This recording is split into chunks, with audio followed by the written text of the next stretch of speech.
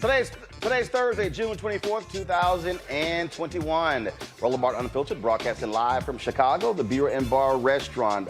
President Joe Biden joins a bipartisan group of U.S. senators announcing a new infrastructure bill, but is that actually good for us? We'll break it down. Also, Reverend Dr. William J. Barber will join us, sharing his thoughts on the infrastructure bill, but also the continuing effort of the Poor People's Campaign to fight for a voter bill. Also on today's show, we'll talk voting. Republicans in Arizona passing another crazy voter suppression bill. Also, Black Voters Matter continue their march across the country, leading to their massive protest happening in D.C. on Saturday. We'll talk about that as well. Also on today's show, Biden released a plan dealing with gun violence that has been a major issue here in Chicago. We'll speak to that. Plus, we'll also be joined by the authors of a new proposal, a new report out of the Department of Health here in Chicago. It talks about the health status of African Americans in this city. They'll join us right here on the set. Also on today's show, Footlocker talks about their commitment to Black-owned businesses. We'll explain what that is. Plus, our Coca-Cola Essence Festival Throwback. And we'll hear from Sheryl, Ralph, as well as Bevy Smith. We got all of that and more from Chicago. It's time to bring the funk. I'm Roland Martin Unfiltered. Let's go. He's got it. Whatever the biz, he's on it. Whatever it is, he's got the scoop, the fact, the find. And when it breaks, he's right on time and it's rolling. Best believe he's knowing. Putting it down from sports to news to politics. With entertainment just for kicks, he's rolling. It's on go, roll, y'all. It's Roland Martin, yeah. Rolling with Roland now. He's funk, he's fresh, he's real, the best, you know he's Roland Martin now.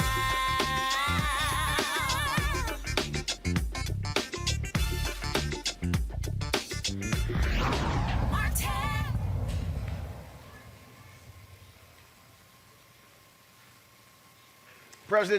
President Joe Biden announced today with a group of bipartisan senators an infrastructure deal that about $1 trillion, a far cry from what he initially asked. But the question is, will there actually be enough votes to get it passed? Here's what they had to say outside of the White House today. We have to move, and we have to move fast. And this agreement signals to the world that we can function, deliver, and do significant things. These investments represent the kind of national effort that throughout our history has literally, not figuratively, literally transformed America and propelled us into the future. Now, again, Democrats, Republicans coming together on this particular bill. The White House desperately wants an infrastructure bill, but is it really the kind of bill that we need? The initial bill calls for a number of different things in it. Republicans whine and complain about that particular bill, saying that, a lot of the stuff in it was not actually infrastructure. They wanted traditional infrastructure, but just roads and bridges and things along those lines. And so now Biden says he can trust these Republicans to actually go for it. But are the votes actually there? Now, some say they're not going to get about 20, 25 votes. So the question is, will Democrats go along with this compromise? Also, this bill is different from what happened in the House. So the issue that you now are dealing with is, are you going to see Democrats actually vote for this bill? Will you have enough Republicans who vote for it as well? Let's break this thing down. Amisha Cross, Democratic strategist. She joins me here in Chicago. Dr. Greg Carr, chair of the Department of Afro-American Studies at Howard University. He joins us as well. We'll be joined a little bit later in the show by Reese Colbert of Black Women Views. Amisha, I'll start with you. So here's the whole deal. Biden wants a bill. They want an infrastructure bill. They want a win. But the question, though, is this is a far cry than what they asked for. Do you think Democrats are going to go for it? And can they actually sell this to the Democratic base? This is a drastically different bill than what was originally proposed. With that being said, not only does it cut out the child care services, but also aid to those who are seniors and living in senior care facilities, in addition to the community college and education funding. There's a lot here. And it also cuts out a lot of the funding that was initially planned for the infrastructure projects themselves that Republicans act like they like, roads, rail, and bridges. This is a far cry from what we initially saw. And I think that for Democrats right now looking towards the midterms and the ones who happen to be in purple districts and are afraid of their seats possibly flipping, they see a need to actually appease some Republicans. But to your point earlier, I don't think that they're going to get the Republican votes even with the current iteration of this bill. It is a really hard nut to crack. And at this point, I think the Democrats are just giving way too much for a bill now that is the bare bones of what it initially started as. What you also are dealing with here, Greg Carr, is that the issue of how you pay for it. Republicans were insistent they were not going to raise the corporate tax to actually pay for it. Democrats said they were not going to support a tax on electric vehicles or increasing the gasoline tax. But here's the thing that folks don't want to deal with. This, you can have a Senate compromise all you want to. It also has to pass the House. Democrats only have a 3-vote majority in the House. If 4 or 5 progressives say no to this bill, it doesn't pass the House. So this is the moment where House progressives can play the role of Senator Joe Manchin and say, I'm not accepting this damn compromise that you broker with these United States senators. I'm not going to vote for it. There needs to be more in it for our constituents. Perhaps theoretically play that role, Roland, for sure. But I think Amisha nailed this on the head. This is about the 2022 midterms. The only bit of news made today in that little political theater in the driveway outside the White House was that Joe Biden said, I'm not signing anything that isn't accompanied by that big budget reconciliation package that puts back a great deal of what Amisha just outlined, and we all can count. Mitt Romney's standing over there, a little feckless self, and you got those other ones, the guy Kennedy from Louisiana, but we can all count. 10 is not 5. They are not going to vote for anything. I think what the Democrats are doing is showing once more that they are willing to compromise. And when the Republicans, as they will do, inevitably will do, reject this bill, if it was $1, they'd reject it. Then they go and move toward budget reconciliation. But I think it's all kabuki theater for the midterm elections to try to not lose their seats by saying, we did everything we could. These people are against everything. Amisha, look, this is real simple. You've got 59 members of the Congressional Black Caucus.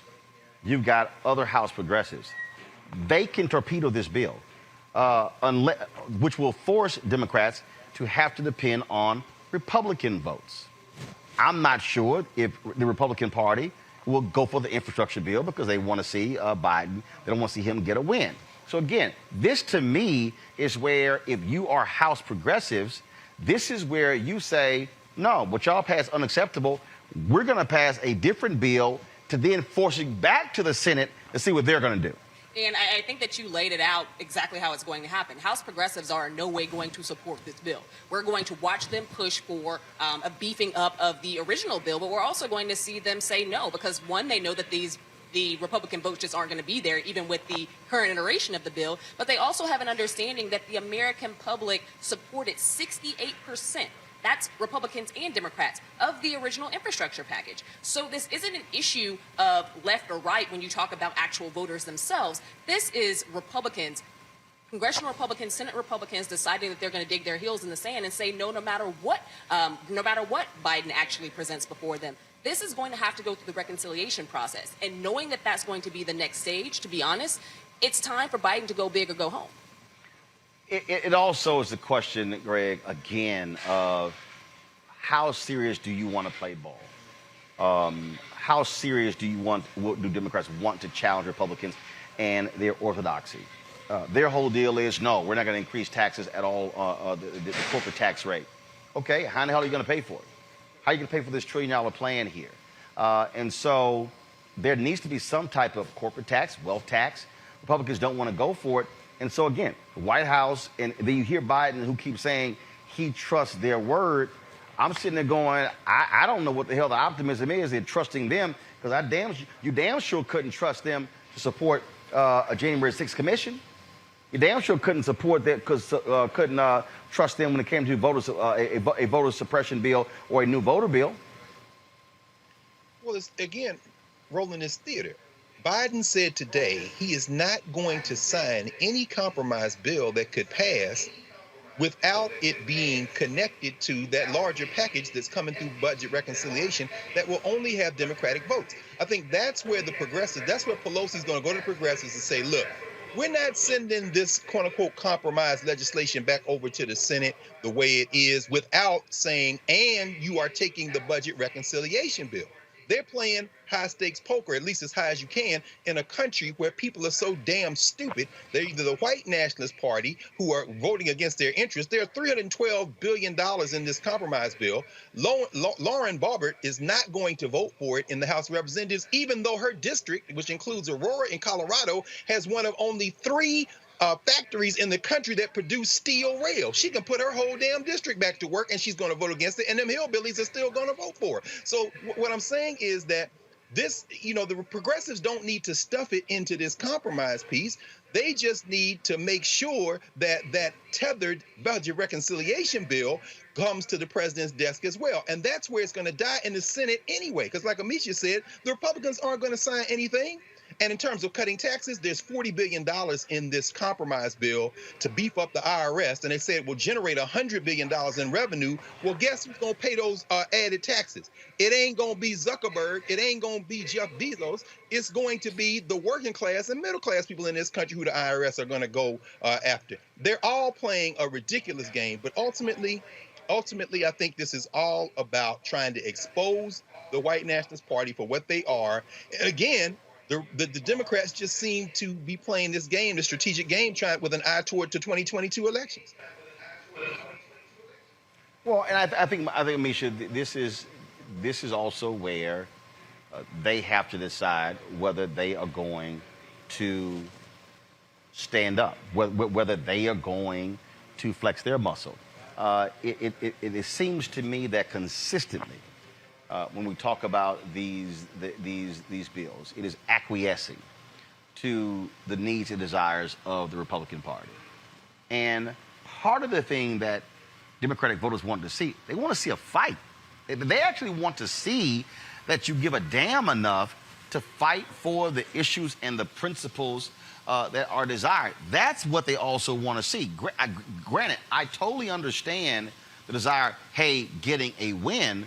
But people also want to know that you're going to fight to the end to get your priorities. Yeah, you're right, and most people don't understand the mechanics of what goes on behind the scenes in these congressional conversations. But I think that there is a huge fervor among the American public to see Democrats with their hands in the ring, and they feel like Democrats are giving way too many concessions. They feel like you won in 2020 and somehow are screwing the pooch come 2021, and in 2022 you're going to lose seats anyway. And if there isn't anything that's pushed that is large scale, that is an overhaul, it is going to be really tough to get those same Democratic voters who came out in large number in 2020 to show up again in 2022. And I think that because we're seeing this infrastructure bill basically get ripped apart, because we haven't seen the significant movement on police reform that people voted for, because there are still issues with housing equity, because there are still issues with economic development and all of these things across the black community, there is a fervor to see the Biden administration do more, to basically steamroll Republicans at this point, to do whatever you have to do to get this package across the aisle, because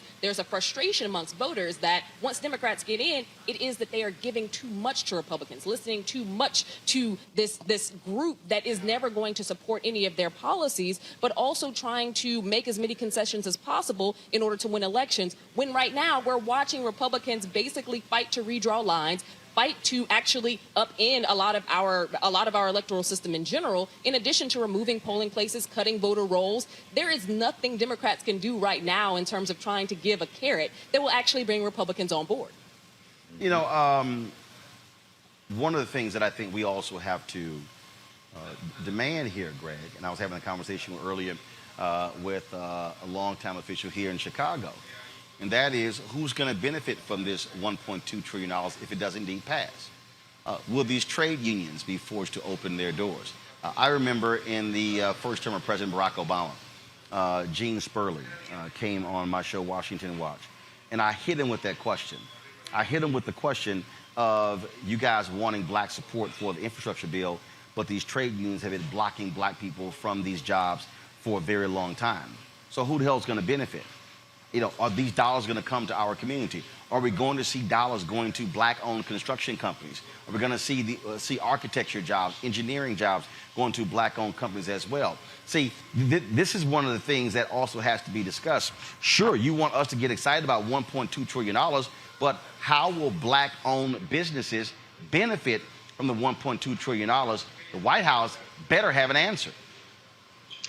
Well, certainly, there needs to be direction given by the federal government. But as we have seen with the Biden administration, with Biden's announcement this week on releasing funds that have already been encumbered to give to law enforcement in this country, they can either hire more police, or they can use it to create programming, including programming for young people and intervention programming. A lot of this decision making is going to be driven by the state and local governments. So right there in Chicago, of course, and we're going to hear that today, talking about violence, the impact of public policy decision makers at the local level on the lives of our people. That means that those unions are going to have to get in and press the mayor, press the city council. They're going to have to make sure their elected representatives do what they need to do, because when that money comes out of Washington, D.C., a lot of it is going to be unrestricted. Well, the restrictions are they won't be so tight as to prevent the local decision makers from doing exactly what you just said. I mean, $47 billion in the compromise bill that's never going to be voted on favorably is about resilience. What does that mean? That's clean energy. Are those jobs going to go to black businesses? Are they going to go to black people? A lot of that is going to have to do with local decision makers. Are they going to let those contracts? If $65 billion is about broadband in this compromise bill, then what's going to happen at the state and local level to make sure that the people who are out there extending access are the local decision makers that have pressure brought to bear on them by local people? Organization is incredibly important. That's why you've been traveling around the country, brother. It's got to be done at the local level, too. This is Speaker Nancy Pelosi today addressing the issue of the infrastructure bill.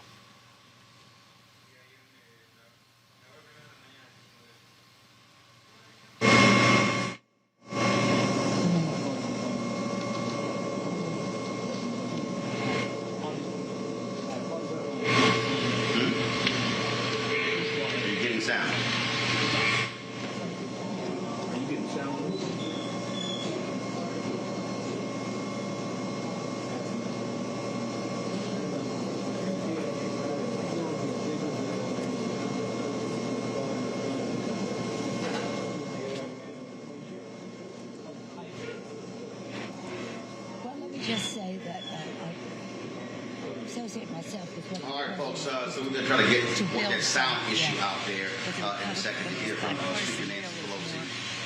So look, at the end of the day here, the White House wants this. So let me be really clear about this. They want, look, who ratings above 60%. They want to remain that way. They want to actually have the win here. But they still are going to have to contend with, first of all, are you going to actually have the votes there? You also have the possibilities this here. Democrats can filibuster it. Now, I'm sure Biden does not want to be embarrassed by his own party.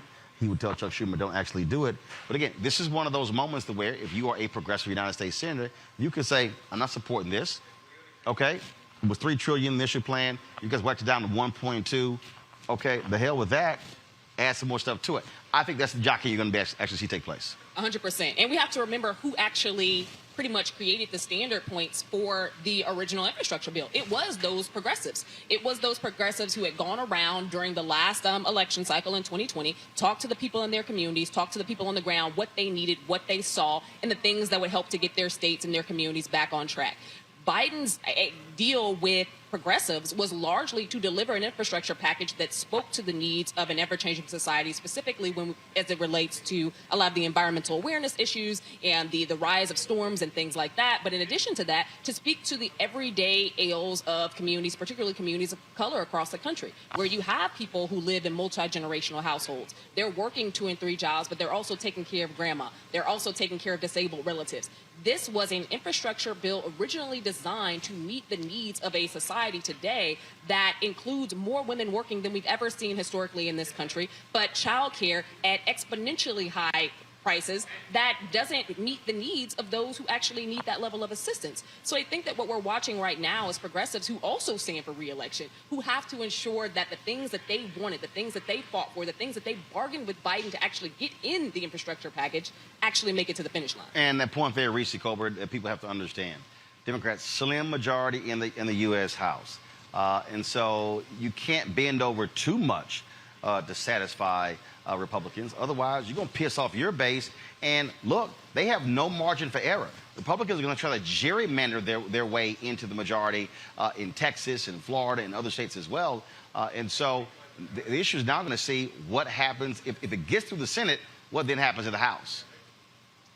Yeah, I mean, but I guess I'm going to have my unpopular opinion here and say I am on board with taking a win. I don't understand why every single bill has to be this massive, all-encompassing, all-sweeping, like $3-4 trillion bill.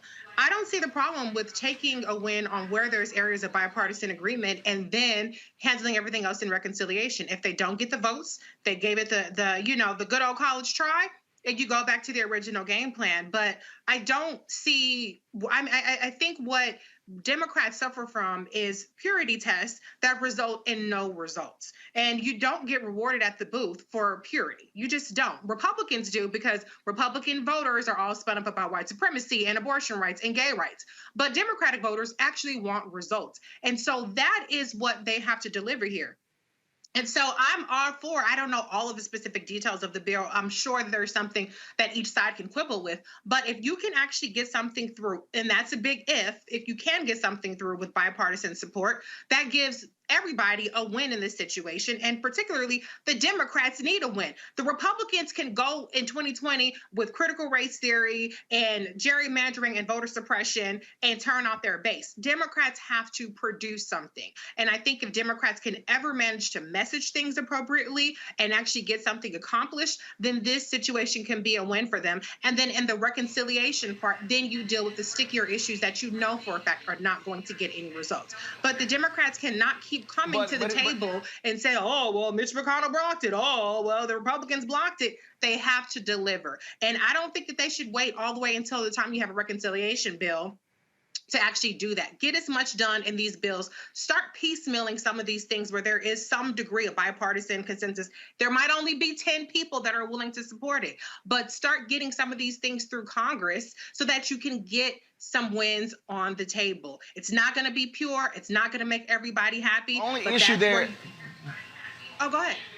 But Reese, the only issue there is I get the whole point with a win, but there are some things that are actually not wins. I mean, it might appear to be a win. It might appear to be, look, just like when Congressman Jim Clyburn talked about, I prefer a half loaf versus a full loaf. Yeah, but the other deal is here. There's no guarantee you're going to pass something down the road. And so part of the job of Democrats is to push as aggressively as possible. And we've seen all the differences between the House and the Senate.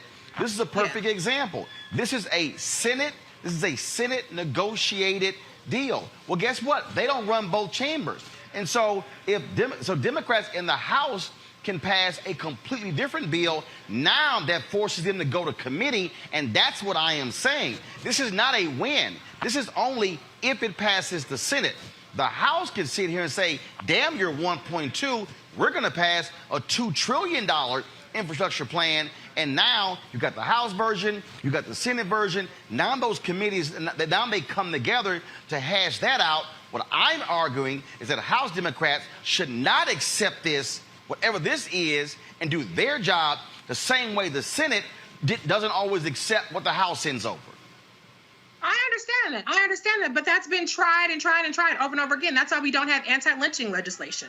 If the House had passed the Justice for Lynching Victims Act, The only reason, here's the deal. The only reason we don't have the anti-lynching bill is because they wanted to pass it by unanimous consent, and Senator Rand Paul objected. Now, this is what I don't understand. What I don't understand is why Senator Chuck Schumer doesn't put it on the floor. Damn unanimous consent. Why can't you pass it outright and force folks on the record? And so maybe that's the whole issue. But the only reason we don't have an anti-lynching bill is because one guy Senator Rand Paul from Kentucky stood up and objected to unanimous consent.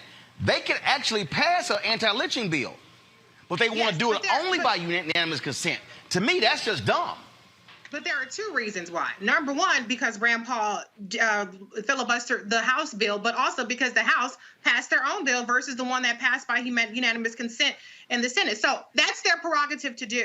That is certainly their prerogative to do. The House can pass whatever they do. They are a co-equal branch. They're equal to the Senate. But what I'm saying is, if you can get the votes, and I don't know if they're going to get the votes. We all are skeptical that they're going to get the votes. But I'm saying, under the circumstances that you actually can get the votes on a bipartisan measure on things that there are areas of bipartisan agreement, take it. And then on the other end, you get everything else you can get under reconciliation.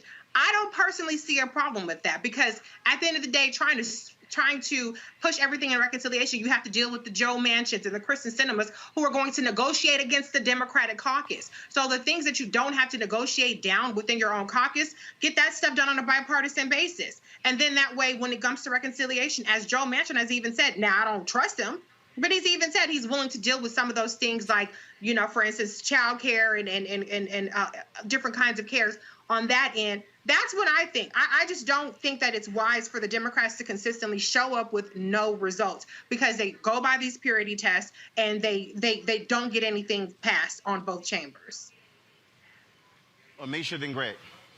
Well, the issue here, I think, is that at the end of the day, we're going to see, it's not just Joe Manchin and Kristen Sinema, specifically on this as well. There are so many people who have been shielded, basically, Democrats who've been shielded by Kristen Sinema and Joe Manchin basically taking the fire out front, who also do not support this. So I think at the end of the day, we have to be very strategic as Democrats, but also have to have a very strong understanding of what is being faced by some of these members. And I think that it's going to have a very uphill battle, because you have Democrats who are more than willing to tank this, because they are not willing to make those concessions. They don't believe, and I'm with them on this, I don't believe that parsing this out into a separate bill or looking to have some of those what is seen as social infrastructure being a standalone bill is actually going to pass. It's not going to pass in this Congress. And looking at what is probably going to happen in 2022 in terms of the House flipping Republican and the Senate being up for grabs as well, it darn sure isn't going to make it past that. So Democrats are up against a clock right now. They're up against a clock, they're up against a calendar, and they're making concessions, and it looks like this is going to deal them another big loss. Greg? Very quickly. Joe Biden said today he's not going to sign any compromise legislation that gets to his desk without the budget reconciliation bill. That's number one. That means that with that lying Susan Collins and Kennedy and Utah's Mitt Romney out there in the driveway, there were only two people at that microphone, Kristen Sinema and Joe Manchin. Why? Because they have already said they're not going to break the filibuster. So guess what? We all know that the white nationalist party is not going to vote for anything, including whatever these 5 Republicans said they agreed to. We know that. However, Joe Manchin, who 2 days ago said he was open to the idea of human infrastructure projects, as Biden has talked about them, meaning open to the budget reconciliation route, their whole pitch now is to get those two, which means holding the other ones in line, including the progressives on the House and the Senate side, in that process to go ahead and vote on the reconciliation bill, because that other one is dead. Mitch McConnell is never going to allow 5 more Republicans to join those other 5. It was political theater. I don't even think this was about a compromise bill. This is about forcing Manchin and Sinema to vote on the damn budget reconciliation bill. That's the best hope the Republicans has, because as we've just heard, as both Reese and Amisha have said, this thing is over for the Democratic Party if they don't do it in the next few months. The white nationalist party is getting ready to destroy the infrastructure of the federal government. That's what they're doing at the state house level with voter suppression. They're going to wreck the country. I don't give a damn because, hey, that might be the way it has to go. But let's be very clear about the fact that the Democrats don't have a play. This whole thing is hanging on 2 senators, and I believe today was just one more step closer to the process of getting them to 51 with the vice president to get the reconciliation bill through, because the Republicans ain't never going to vote on nothing that they claim to be negotiating for. This is Speaker Nancy Pelosi today. Let's play that soundbite. Good morning.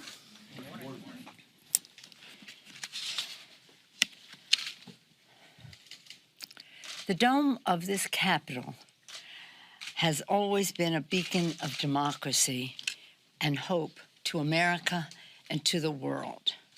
Under this dome, our nation has abolished slavery, secured equal protections for people across our country, ended the Civil War, enfranchised women, established Medicare and Medicaid, and met the needs of the American people in so many ways under the dome of the Capitol. Children learn about our country's history and what we are doing to advance their future. Legislators pass laws, press engage in reporting on our democracy, and staff and workers enable all of this to happen. This dome has been a symbol of determination in our country. Remember its origins.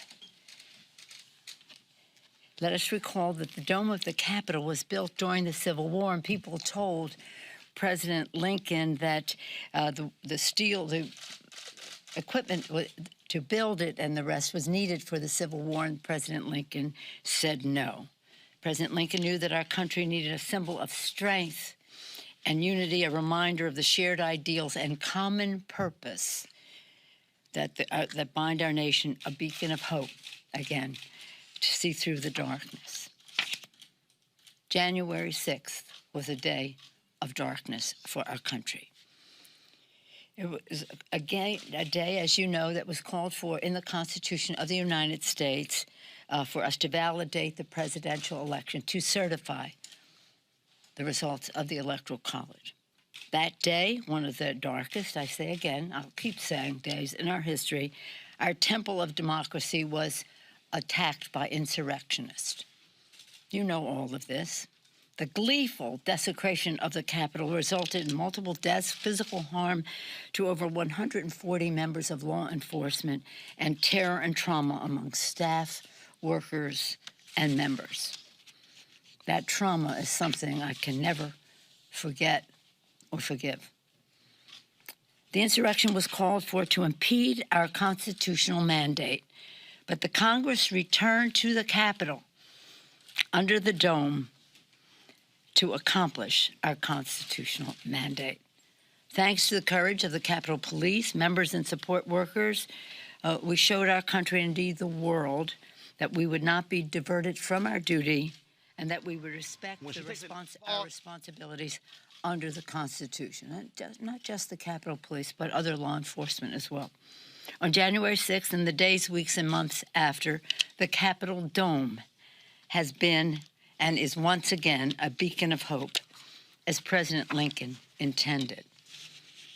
Today, nearly 6 months later, it'll be 6 months in a little while, many questions regarding the circumstances of this assault on our democracy and the response to it remain. It is imperative that we seek the truth as to what happened. To do that, we believe that a bipartisan commission would be the best way to proceed in the spirit of patriotism and bipartisanship, and to establish an independent 9/11 type commission. All right, so that's going to transition out to our next topic. So Speaker Nancy Pelosi announcing this select committee. But here's what's crazy, Amisha. She allows Kevin McCarthy to pick the Republican members on the committee. He's not going to pick any sane people. He's going to pick the crazy fools. He's not going to pick Kinzinger. He's not going to pick Liz Cheney. And so my deal is, she's Speaker of the House. She should have said, I'm picking all the damn members. Absolutely. I think that this is another fail for Democrats, because we already know who Mike McCarthy is. At the end of the day, this is a guy who came out in tacit support of what happened on January 6th. This is a guy who came out and supported the what he thought was a stolen election, or what he knows was not, but continues to tell people it was. This is a guy who's going to pick the most staunch alt-right, these conspiracy theory Republicans that happen to be in the party, and he's going to utilize those folks. This isn't somebody who's going to do anything smart. He's not looking to actually have a real investigation. He's looking to sham this thing up and get rid of it as soon as possible, because honestly, Republicans want to move on to the midterms next year. They don't want to talk about January 6th at all. This committee, to me, is important, Greg, because it needs to happen. There should be a report. Of course, it was Senate Republicans who rejected a bipartisan commission. You already see the Republicans whining, complaining, they're saying to Pelosi, this wasn't bipartisan. Yeah, y'all screwed that one up. You had a shot at that one. But this is what I say. I don't give a damn who Kevin McCarthy puts on this committee. You come out with a strong report. And you know what I think is probably going to end up happening, Greg? There are going to be two reports issued. I think the Republicans are going to issue their own, and they're going to sit here and focus on Black Lives Matter and Antifa. And then you got the Democrats issue their own. But this is where, if you're the Democrats, go as hard as possible. First of all, the head of the Department of Justice has already said, Merrick Garland, more than 500 people have been arrested so far who participated in that violent insurrection on January 6th. This is where you put them all on front. And yes, you use subpoena power to force even House Republican members of Congress who testify about their whereabouts and their phone conversations on that day. That's true. And this is a message directly to our brother Cedric Richmond. Brother, it's time to pull out the long Louisiana knife and start cutting heads off. Because the worst thing that could happen to the White Nationalist Party is for there to be a commission. I mean, well, I heard what you just said, Amisha. It's absolutely the last thing they want is the commission. See, if the white nationalists were thinking straight, they would have joined and put together and voted for that bipartisan commission. What Pelosi is doing is establishing a commission. End of story in terms of a win. Because when you put tender age Matt Gaetz on that committee, when you put wrestler Jim Jordan on that committee, you are keeping alive the fact that y'all are traitors. So when you establish commission, the Republicans have lost. That's why I said this is a message to Cedric. Now the job of the Democrats would be to train every camera in the room on that commission in the hearing. So when they in there talking about Antifa and defund the FBI like Gaetz dumbass was saying the other day, you just put it on an endless loop. And the GOP members like Cheney and them who are tearing their hair out saying, damn it, we should have at least voted to look like we were for the committee. Now we have allowed the Democrats to set up a commission. You stopped it on our side with the loonies, and they got endless campaign commercials. So everybody calm down. This is the time to press the gas, because once you establish the commission, these white nationalists are going to do the rest. This is where they all have to be exposed, Reese. This is where whoever, Nancy Pelosi cannot put some weak Democrat as chair of this committee. This is where you go hard or go home, because these folks have to be completely blown out and shown exactly what their role was, about what took place on that day. Look, you may or may not have an example of the Republican Oregon who held the door open, a lot of the protesters in. But I don't think there's any doubt why the Republicans were so concerned about the FBI tracking the phone calls of those on that day, because they know there were some people who were in that crowd who called some Republican members of Congress. Absolutely. But I mean, listen, for historical purposes, is it important to expose it? Absolutely. For moral purposes, is it important to expose it? Absolutely. But let's just be honest, the country doesn't give a shit about, how Republicans and how these white nationalists are traitors to our country. They just don't. Yeah, they support a commission when they're polled, but that is not going to be what's going to make the difference come 2022. So I absolutely support this, for the reason that you have to continue to speak truth to power. You have to continue to expose a light on the Republican Party. You have to continue to undercut the pretext that the Republican Party is using, which is lies about the 2020 election and it being stolen from Donald Trump. You have to continue to expose and debunk that lie. But the reality is that this Republican Party is not going down because of the January 6th commission. People are not going to be that much more soured from it because of the January 6th commission. Now, it's a pretty decent, I guess, foil to this critical race theory that there's all this mass hysteria about. But I do think that this would be something that the Democrats are going to have to multitask on and not think that they're going to rest their laurels on this commission and people being appalled and jumping ship from the Republican Party, because we've seen these kinds of things happen. We saw it happen with the Trump-Russia investigation that went absolutely nowhere. They're still talking about Trump-Russia, and he's off playing golf somewhere and about to be doing tours. He's ex-president, but it's not because of Russia. And they impeached Trump twice. Nobody gave a damn. And so I think that we want to see these moral victories in terms of saying Republicans are bad, white nationalists are bad, they're traitor to the country, they're not patriotic, they don't have a monopoly on patriotism. Republicans are full of shit. They want to suppress the vote with this big lie about the election.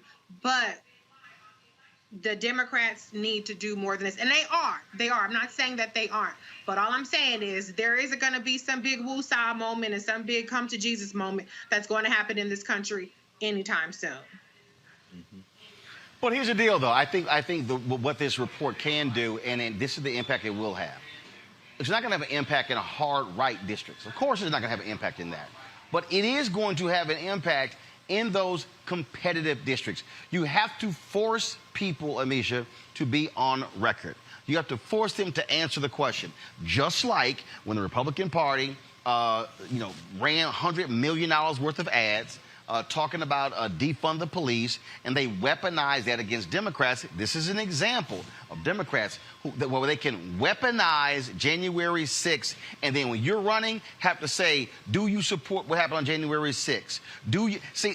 They got to be pressed on that, so you take advantage of it. Again, a hard right Republican district, ain't gonna happen. But in those districts that are gonna be toss-ups, that are competitive districts, you take a Connor Lamb, his district, you take the district in South Carolina that represents Charleston. There are those places where you can actually use it to your advantage against your Republican opponent. And those are the places I think that Democrats are using that strategic mindset. Which is how they regain the House, too. Exactly.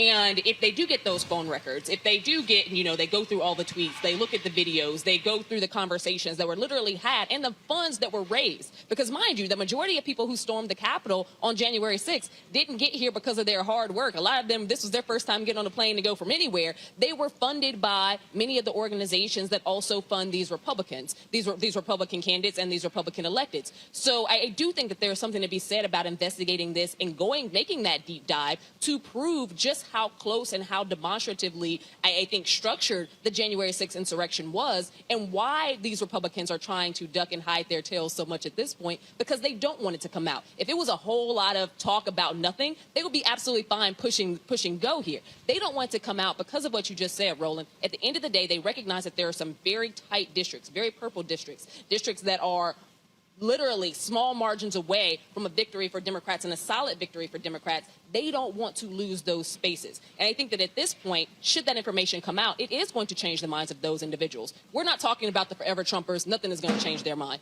But for those Republicans and those conservatives who are in the districts that are extremely right now tough for them to hold on to, there is an opportunity for Democrats to get out in front of this, to have a successful messaging strategy, to have a communication strategy that actually points directly to how sitting Republicans, actually help to fund, but also help to provide those tours and reconnaissance missions and gave step-by-step instruction to the individuals who performed the January 6th insurrection. Well, the question then will be, will we see that sort of reaction?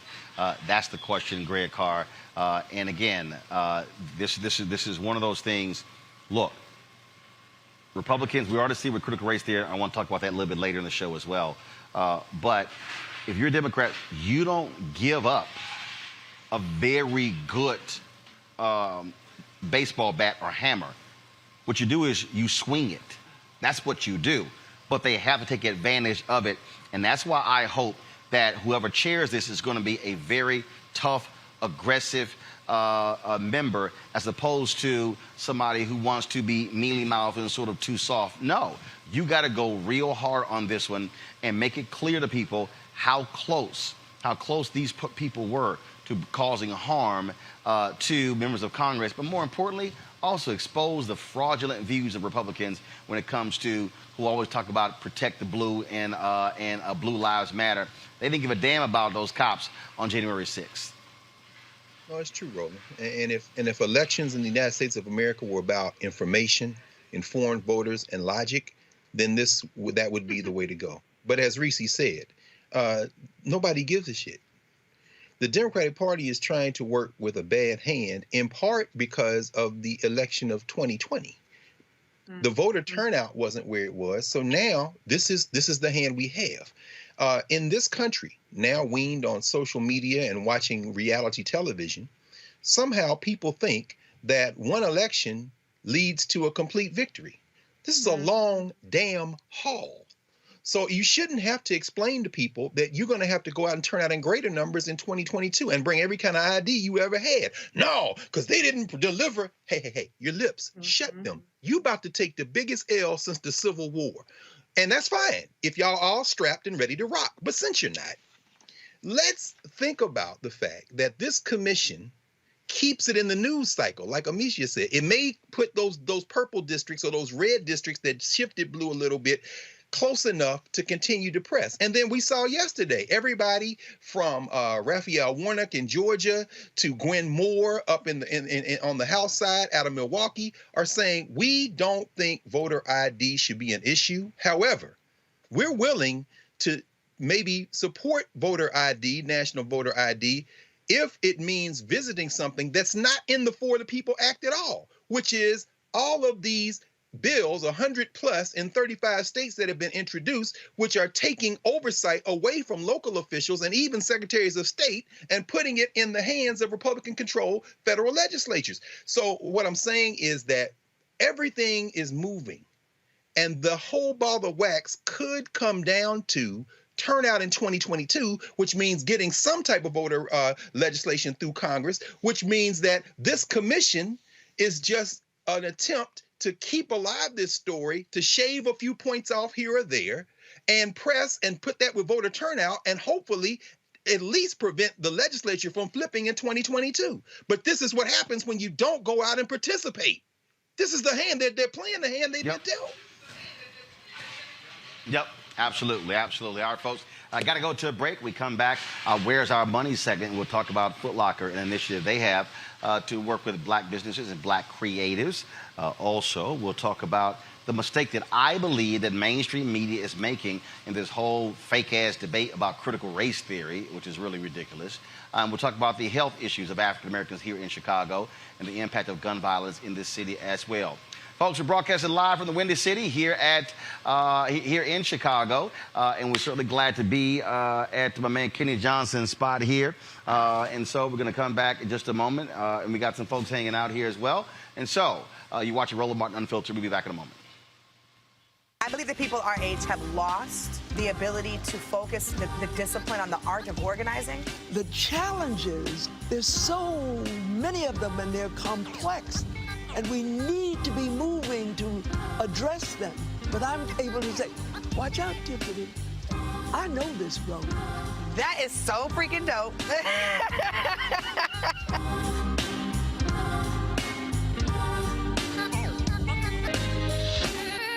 60 years ago, the Freedom Riders rode buses to fight against segregation. They won. And now, as voter suppression is sweeping the country, we're riding out again. Join the blackest bus in America and hundreds of organizations on a week-long freedom ride for voting rights from June 18th to June 26th. Come out to our rallies in New Orleans, Jackson, Birmingham, Nashville, Atlanta, Columbia, Raleigh, Charleston, Richmond, and Washington, D.C. If you can't join us in an event on the route, you can just meet us in D.C. on June 26th. Or if you can't ride at all, then show your solidarity by hosting a rally right in your own town on June 26th. No matter where you are, everybody can be a Freedom Rider. To learn how to get involved, text Freedom Ride to 797979.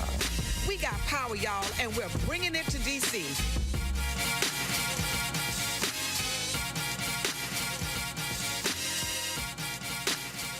George Floyd's death hopefully put another nail in the coffin of racism. You talk about awakening America. It led to a historic summer of protest.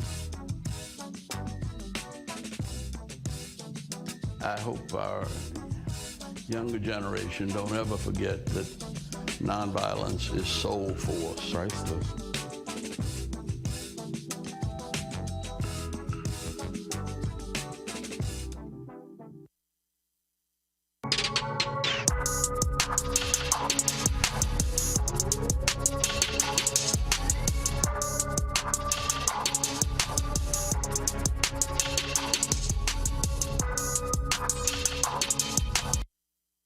What up? Oh, yes, darling. What's happening? Everything is good, baby. Everything is good. Here we are on another carpet together. Yes, indeed. Yes, indeed. You got a new show coming up. Yeah, I'm launching the digital show in September, so looking forward to that. It's the future, so there you have it. No, digital is the present. Well, there you have it. So yeah, looking forward to it. So gonna have a little fun with it. First of all, what you working on now? I'm watching a show. You just pop up, and then I flip a channel. You pop up over here. You know, it's been really an incredible season in my career. You know, I have a nice arc on MacGyver. I have a wonderful arc on Claws with Niecy Nash. I have a wonderful new series that's coming to CBS. We're a mid-season replacement. It's called Tham with Tone Bell, myself, Brian Stokes-Mitchell, Nina Dobrov, and it's just outstanding. And then you might pop up on Ray Donovan. And who knows? They might bring me back to Ray Donovan. One never knows. I'm actually leaving here to go start work on a Lifetime Christmas movie. So God is good. You know, I told somebody, I said, look, now that folks realize black folks can do well, I said, if you black in Hollywood today, ain't nobody calling you, you can't act. I don't really know about that, but, you know, I really am very thankful because I believe I'm the last of a generation that was told we couldn't do it, we couldn't make it simply because we're black. The number of times that people said to me, oh, it's too bad you're black. You know, I'm like, ooh, I'm so glad that I was able to hang in there. So glad that God kept me right where I am, doing what I love to do, so that I could see this time where I get offered just because what? I'm real good. I'm DGA. I'm a damn great actress. And now is my time. So I say, thank you, God. Thank you. Hi, this is Sheryl Lee Ralph, and you are watching Roland Martin, Unfiltered. I mean, could it be any other way? Really? It's Roland Martin.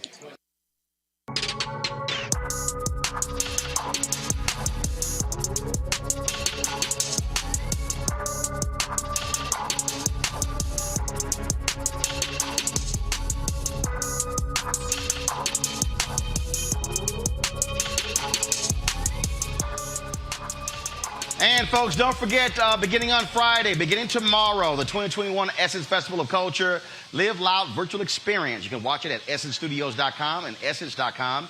Again, Friday through Sunday. And then, of course, next weekend, July 2nd through the 4th, we're going to have a full recap show right here on Roland Martin Unfiltered on Monday. And then, of course, we're going to have a recap show also on July 5th. Now, hold on, folks. So I want to read for you. Essence, they did send me a schedule, and so you leave the graphic up.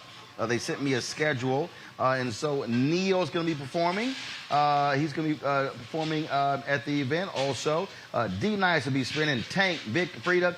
Also, DJ Khaled and friends are also going to be performing as well, including Michelle Williams and Kirk Franklin, Israel Houghton, and many, many more. So check that out, folks. Again, this weekend, beginning tomorrow, the virtual 2021 Essence Festival. We certainly appreciate partnering with Coca-Cola on making this happen.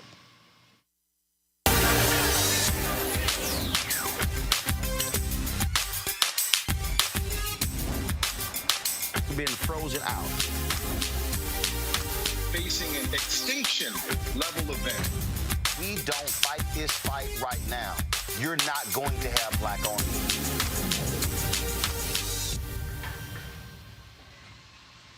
All right, folks, there are a number of businesses that are making a renewed focus when it comes to black-owned companies. One of those is Footlocker. They announced this initiative.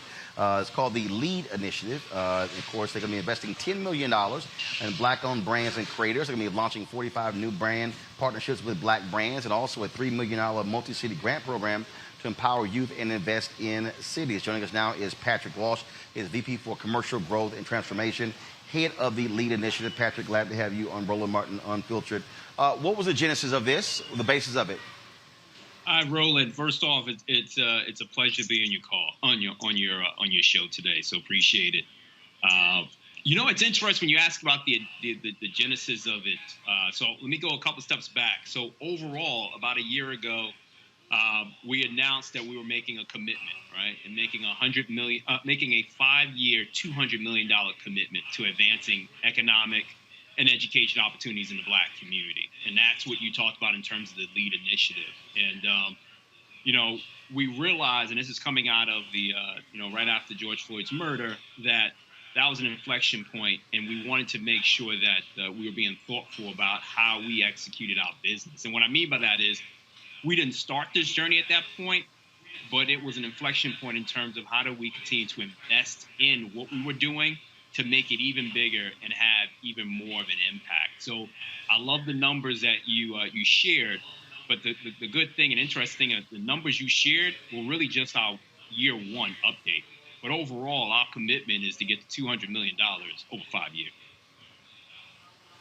And when you say, so that's $200 million over 5 years, you're talking about $40 million a year.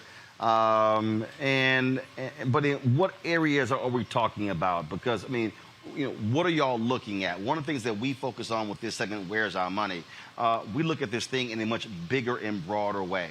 Are you looking at transportation contracts? Are you looking at catering contracts? Are you looking at black-owned media spend? Are you looking at how Footlocker does business with black-owned businesses? And is that what we're talking about? Because I certainly get it when it comes to creators, but what about other areas where you do business where you may not be working with black-owned entities? Yeah, so no, I love it. So what you're getting at is the need for supplier diversity, right? And so part of that supplier diversity is a couple areas. One, it's around just also making sure that we diversify our shelf space. So one of the things you called out were 45 new brand partnerships. And what that means is, we've got 45 new black-owned and black-led businesses that are vendors that we sell product, right? So they're in the stores with the Nikes of the world, the Jordans of the world. So that's from diversifying our vendors. There's also from the marketing, which you talked about. So Patrick, hold on 1 second. So when you say vendors, I give a perfect example. There's a company, I've had them on the show, Nagast Footwear. I wear the shoes all the time. They're out of Atlanta. And so when you talk about products on the shelves, are we talking about black-owned athletic shoe companies? Are we talking about people who do socks? People who actually, the item that you sell, or you're saying you're looking to have those type of black brands selling their wares in Footlockers? Yes. And so right now, the initial group, you'll see a lot more on the apparel and accessories.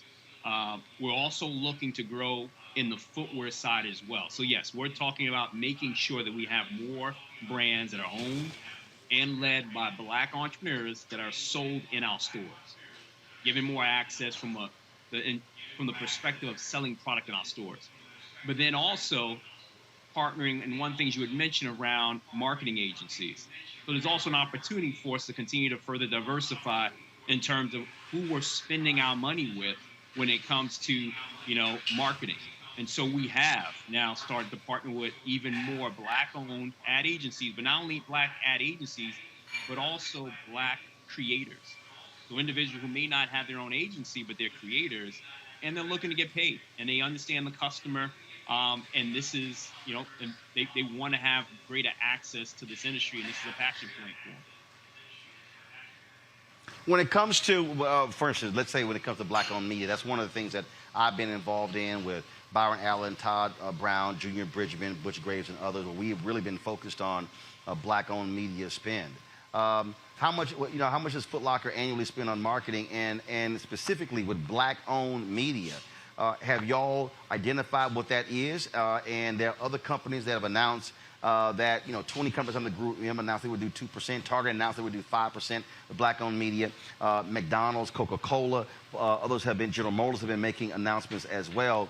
And so, are you looking at that as well? So, and the reason I'm saying that, Patrick, is because I've had a lot of companies who have announced initiatives that have been more, from my vantage point, on the philanthropic side as opposed to on the investment side. And many of them have looked at this from a narrow lens. And so I'm curious to know, how broad of a lens are you looking at this across the board in terms of the dollars that Footlocker spends, and saying, hey, are we spending it with, again, with black-owned companies to help them build and grow capacity? Roland, I love what you're talking about. And you know what? I'm happy you asked it that way, so I could actually give you a little bit more context. So when we went through this journey of understanding, developing the LEAD initiative, we wanted to be thoughtful. And so a lot of the conversation was around, we could be philanthropic, we could make donations, but ultimately we wanted to be more thoughtful and actually make investments, right? And how do we invest in black-owned companies? One of the things we understand, from a Footlocker perspective, one thing you understand, one thing I understand personally, is the fact that when you look at the sneaker industry, you look at sneaker culture, it really is birthed out of black culture. And so a lot of times when you see the black community, when it comes to sneaker community, it's around from the consumer perspective. But what's the opportunity for us to provide greater access to the economic opportunities? And so it is about investing in black-owned businesses, whether it is when we talk about black creators, talk about black businesses. One of the things I didn't get a chance to talk about, we also have made a commitment to invest in, so far, 6 VC firms, venture capital firms that are black-owned, and advancing diversity and and we're looking to advance how future venture funds are allocated. And so that's just the beginning. And the reason why we even invested in black-owned VC firms and funds is because we also understand that African Americans are disproportionately struggle when it comes to gaining access to capital in starting and actually developing and growing their businesses. You're telling me, obviously, I'm going to go to my questions for my panel next. I mean, Footlocker is a multi-billion-dollar company. And the thing that we've really been pushing folks on is to also change how they sort of look at companies.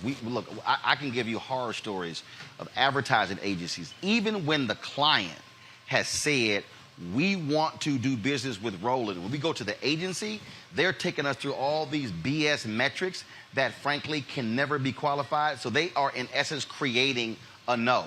And so one of the things that I have been saying directly, and I have said this to Coca-Cola, I'm meeting with McDonald's very soon. I've said this to General Motors. I've said this to Verizon. I've said this to Walmart. I said, it's y'all money. It's not the agency's money.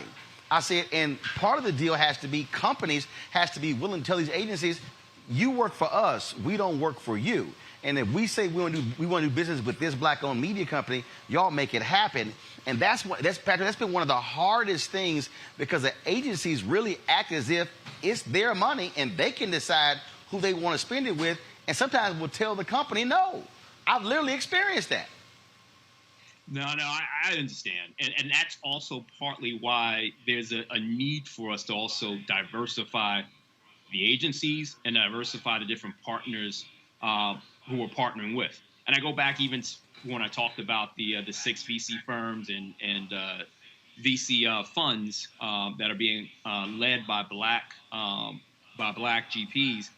The reason why I bring that one up is, again, we could have just tried to invest our money directly into black companies. But why not partner with those individuals or those companies where this is their expertise? So again, there is a need to make sure that we are partnering with the right black organizations who understand the customer and at the end of the day, understand the customer, understand what we're trying to do. And there's not just from a capabilities perspective, but there's also a cultural understanding. All right, questions from our panelists. Amisha Cross, you're here with me in Chicago. You first. Thanks for being here, first and foremost. Footlocker has been a mainstay in the Black community for decades at this point. What are some of the long-term plans that you have? I'm hearing what you're saying about the venture capitalists, which kudos to you, because honestly, DC doesn't have too many Black venture capitalist firms. But in addition to that, and the creators and what you're promoting and trying to push to get more, more monies to Black people who have these amazing ideas, as well as get some of their products on shelves in Footlocker, what does that look like long range? Because I see that a lot of companies are now, in the post-George Floyd protest era, deciding that they are going to do some things for the Black community, but much of those initiatives typically die off after a year or two. Is this something that Footlocker is ultimately committed to, and what does that look like? Yeah, a great question. I'm happy you brought it up. So, one of the things I'm happy about, and you heard Roland talk about the some of the accomplishments and the $10 million to invest in Black-owned brands, 45 new brand partnerships, the 6 VC firms, launching Designing with Soul, which is a program created in partnership with Pensole and New Balance to really train the next generation of footwear designers. The reason why I'm excited about what Roland threw out there is the fact that a year ago when we announced the LEAD initiative, the 5 years, $200 million, one of the things that we talked about is being transparent about it, and that we were going to every year share, here's where we are, right? Here's the results, here's where we are in the process. And so to answer your question, this is more than just 1 year. We look to be transparent. We look to provide a report on an annual basis so the public can see how we are tracking when it comes to the initiative we have. And I know I say $200 million over 5 years, but one of the things that the CEO, Dick Johnson, always says, that really is just, it's not to say we need to end at that number. That should be the floor, and the hope is that number is much greater. All right, next question goes to Dr. Greg Card. Greg? Thank you, Roland, and thank you, Brother Patrick. And correct me, I know you will if my numbers are anywhere off. The numbers that I looked at said that in 2019, Footlocker made $1.9 trillion, that nearly 90 billion of them were in domestic sales, which means between direct-to-customer and stores. And my sister worked at Lady Footlocker, helped put herself through college. Most of the sales were outside the United States. And so I guess I have two questions very quickly.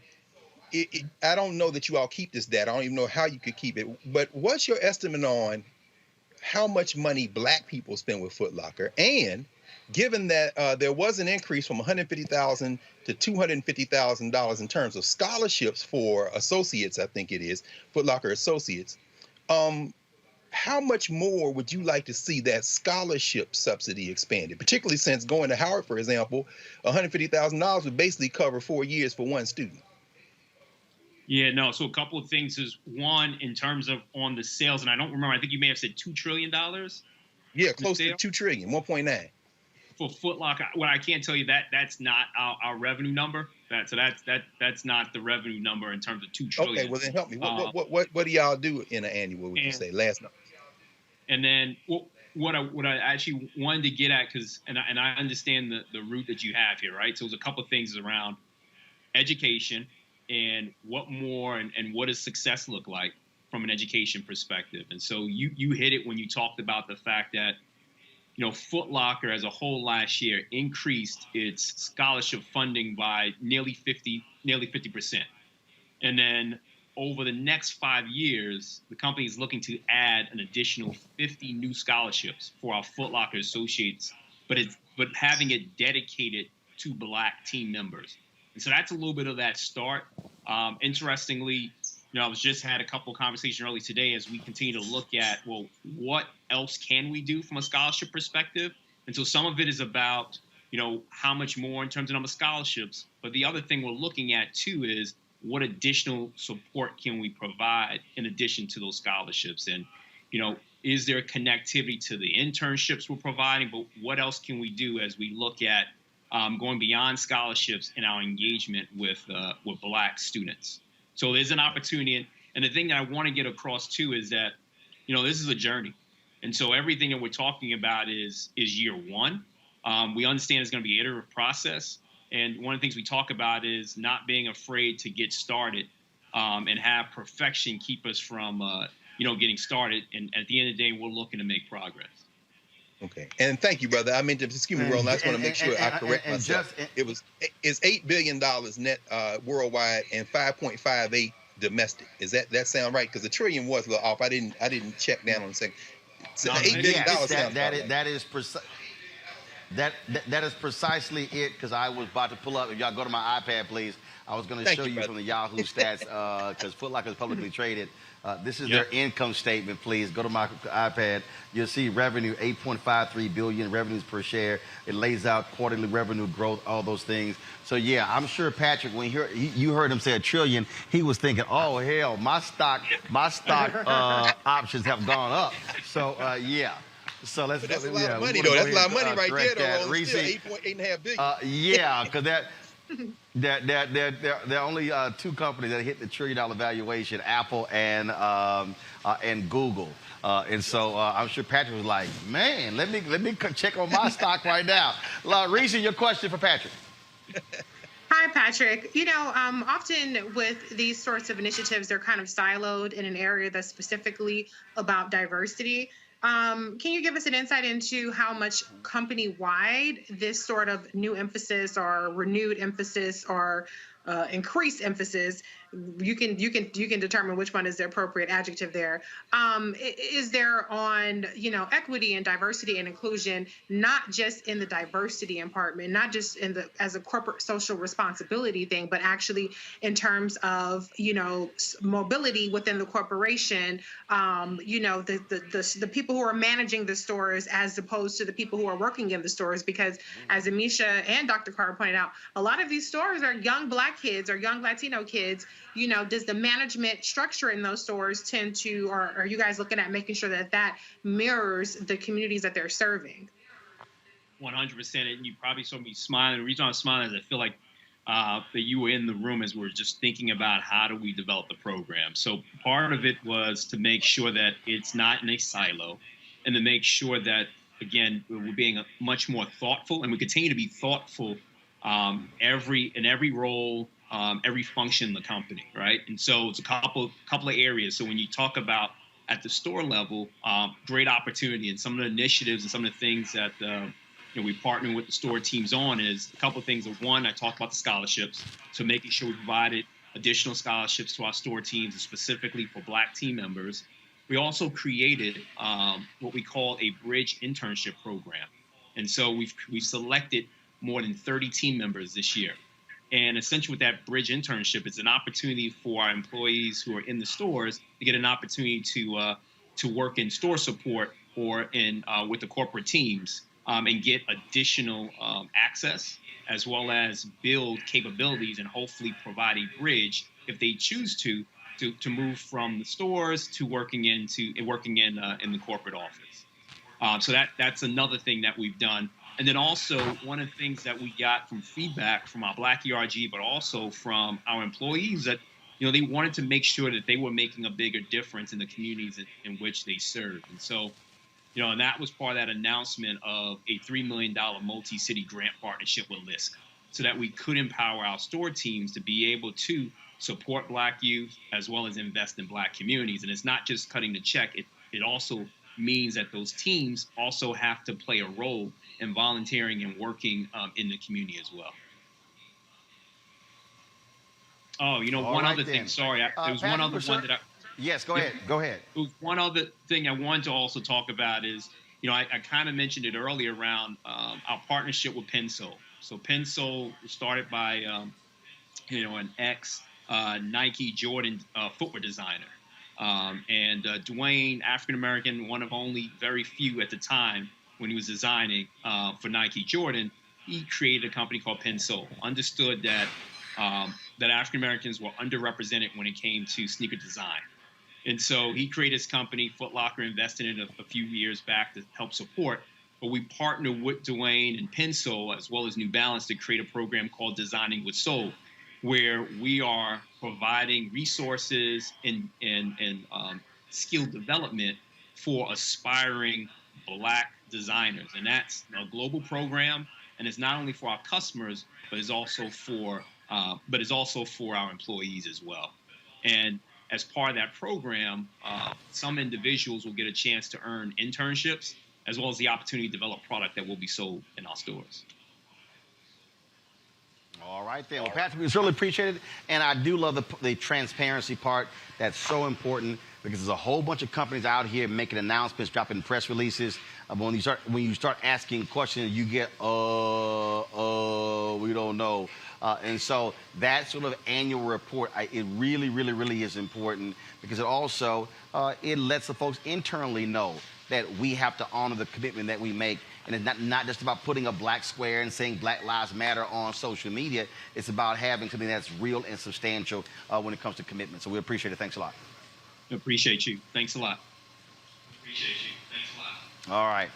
Folks, there's always a lot of attention being paid to what happens with national politics, but a lot of things have been happening on the local level. You've been seeing African Americans run for local offices. This is Robin Mouton. Photo here. She became the first black female mayor of Beaumont, Texas. And so if y'all go to my iPad, please. This is a photo of her being congratulated. Again, Robin Mouton of Beaumont, Texas, won here. So go to my iPad, please. Thank you. This is the photo from Xavier, one of the council members, after she found out that she won. Also, just the other day, we saw other races take place across the country where incumbents actually lost. In Buffalo, you had a sister who was with the Working Family Party, a socialist, beat the four-term incumbent mayor there in Buffalo. Same thing happened in Rochester, Maryland, where lovely Warren, she was the mayor. She was beat by Malik Evans, who also was endorsed by the Working Families Party.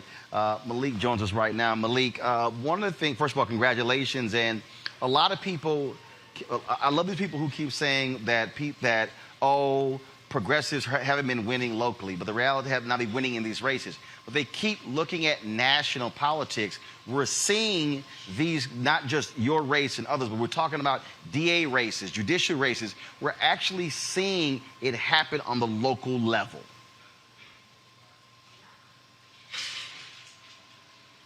On the local level, particularly if you have a message. I think if you have a message that resonates with the larger community, you absolutely can win on the local level. And I think we showed that here in Rochester on Tuesday. And one of the issues that you had in Rochester there, you had a couple of police cases that went national that played a role in this. You also had an example where the mayor's husband was arrested, supposedly his involvement in the drug ring. And so you had a lot of folks who were saying that they wanted someone to really deal with the police department there in Rochester.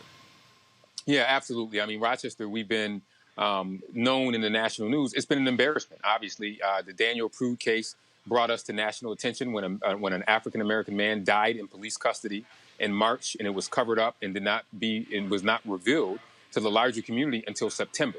So that created serious unrest for months. Rochester looked like a war zone as we had protests, an independent investigation. And what came out of that investigation was that city officials tried to cover up this tragedy instead of being forthcoming. And I think that really helped my message in terms of trust and transparency that needed to be restored, both at City Hall as well as in the police department. Misha, what do you make of what we're seeing again, what's happening in these local markets where we're in these cities where we are seeing black elected officials win? And again, in non-traditional ways, not your typical, and a lot of these races are nonpartisan, so you're not stuck with the D and the R. Part of it, I think, is that there are a lot of black electeds or newly running black electeds or would-be electeds who understand the ground game more than what we're seeing from some of these traditional candidates. With that being said, they're speaking to the needs of families. You talked about the working families and the conversation around that and the push for that. A lot of the change that people see in their daily lives happens at the local level, despite the fact that national politics gets all the media attention and shine. And I think that a lot of these black local elected candidates are people who are speaking to the needs of their constituents, but they're also very intuitive because they have an ear directly to the ground. As everyone knows, once you're in D.C. for a while, there's a limit to your view of what's actually happening outside of the D.C. bubble. I think that you have a lot of black candidates who understand the challenges that are faced locally, but also have developed campaigns and strategies by listening to the people who are most affected, but also by working with a lot of the programs that exist within their communities. They have an understanding of how to get things done. And they're running these campaigns strategically. They're running smart. They're also making sure that they have a strong communication strategy. And they're not shying away from the fact that many of them are challenging longstanding incumbents and the money game. A lot of what pushes new and vibrant ideas out of the electoral space at the local level is what happens at the federal level as well, in terms of being shut down because of fundraising capacity. We're seeing that a lot of these messages are actually trouncing even that big obstacle. And I will say that, going into this next electoral cycle, I predict that we're actually going to have more strong black candidates who win elections in places where, honestly, we haven't seen it happen before. Malik, was that the point there in terms of how you connected with voters who understood bread and butter issues? Was that how you won? Absolutely. She's absolutely right. I had a lot of naysayers that said, oh, you just got to go negative. You got to do this. But we actually took our whole campaign strategy based upon comments and meetings that we had with regular folks in the community. I call it the Mrs. Smith test. You have the political chattering class that has all of their ideas, but we really worked hard to make sure that we focused on, as I say, Mrs. Smith, and that's regular, ordinary issues. Issues like economic empowerment, public safety, neighborhood stability, youth opportunity. Those were all things that we talked about, and they resonated with voters. We called our whole package our compact with the community because we wanted to say what we're going to do is stuff for the community, not for lobbyists or special interests, but for the community. And that resonated with the voters.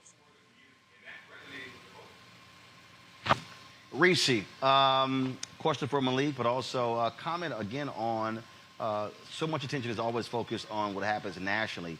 But if you're able to build from the ground up, then you can actually have much better results statewide and then, of course, in national races. Hi, Malik. Congratulations on your win in the primary. I think Thank you. My question for you is: I know that there were a lot of controversy. There was a lot of controversy that kind of plagued the incumbent mayor. And you said you didn't go negative. How were you able to kind of message that change was necessary without necessarily making that kind of contrast with your opponent? And, what was one or two specific economic issues that you think resonated the most with your community in particular? I'll tell you one of the ones that resonated was home ownership. So home ownership in the city of Rochester among African Americans is only 28%. Now, Rochester is not like New York City or some of the larger cities. We're a medium-sized city where we have single-family. Now, anybody that knows, I have a financial services background. So home ownership is something that's extremely important to me. And I said, listen, we're missing opportunities to build generational wealth. So how we connected with folks was how could we help with them getting the education and the down payment assistance to increase the level of black home ownership, at least up to the state level. And then the overall home ownership rate in the city of Rochester is only about 35%. So we were able to connect not with only black voters, but all voters overall to push this economic message. The other issue that we talked about was public safety. We said we wanted police officers to operate as guardians and not warriors. And some people said, oh, why are you saying that? But that resonated with people because people were tired of the challenges that we saw in the Rochester Police Department. A 9-year-old girl getting pepper sprayed, a man dying in police custody and it being covered up, a mother being tackled with her child carrying her while she was leaving the store when she was accused of shoplifting, and it turned out it wasn't the case. So we brought these real world life issues to light. The other thing we did was we connected public safety with economic development and said the two go together like love and marriage. You can't have one without the other. So we were able to have this broader conversation that just wasn't simplistic. And I think that really connected with the voters. Thank you. Greg Carr. Thank you, Roland, and congratulations, Brother Evans. I want to ask you a quick question. As we see at the national level, as Roland has been saying, we're really seeing an attempt to take over local politics when there's a kind of this fascistic wind blowing through the United States. I'm wondering, since local, power is the base to build from, how important is the way you've gone about things? I mean, serving all those years on the School of Board Commissioners, your background in financial services, as I said, so you have a grasp of how economics works and how to really structure things. And then your term on the city council. How important would you say it is for those out there considering running for office who are really hard progressives to think about building those types of capacities so that when they present themselves to the voters, it isn't just about their ideology? Absolutely. I mean, brother, you hit it right on the head. Messaging is so very important because sometimes you can be saying the same thing, but if you don't message it right, you're not going to get Miss Smith, because Miss Smith is concerned about her grandson who doesn't have that job because you're spending millions of dollars on trying to lock them up. So how do you put a message together that says, look, here's what we're going to do from an economic development standpoint, where we're going to make sure I push something where I said any child between the ages of 14 and 18 that wants a job, we're going to give them that job, because in the long run, that's going to allow us to decrease the amount of money that we spend on public safety, because these kids are going to be working so hard making money that they're not going to want to pick up a gun or buy a gun. So it's all about making sure that you are really connected with folks in the community and you're speaking their language. And I think a lot of people at the national level, where they miss the mark is that they don't do that. And my experiences, both in terms of the private public sector and working on behalf of economic empowerment, which has been the center of my life, really allowed me to connect with voters and really speak their language. And I think that's why we were successful by an overwhelming margin on Tuesday night. Thank you. Well, I'll say this here, the focus should be on economics, because you can't have Frederick Douglass buried in Rochester, New York, and then you have a 35% black home ownership rate. And exactly. So that obviously is important. So Malik Evans, we surely appreciate it. Thanks a lot. Thank you. All right, then. Folks, India Walton, she was the sister, a socialist, who also was endorsed by the Working Families Party, who upset a 4-term incumbent in Buffalo to become the mayor of Buffalo. There's nobody running on the Republican side, so she is going to be the winner after the primary. This is always interesting when you win and you call your mama. This was a shot by a media outlet there in Buffalo. They posted this video, and this is her telling her mama, yes, mama, I won. Mommy! I won! Mommy, I'm the mayor of Buffalo. Well, not in January, but yeah. Like, yes! Oh my God. Yes, Mom! I won! Thank you.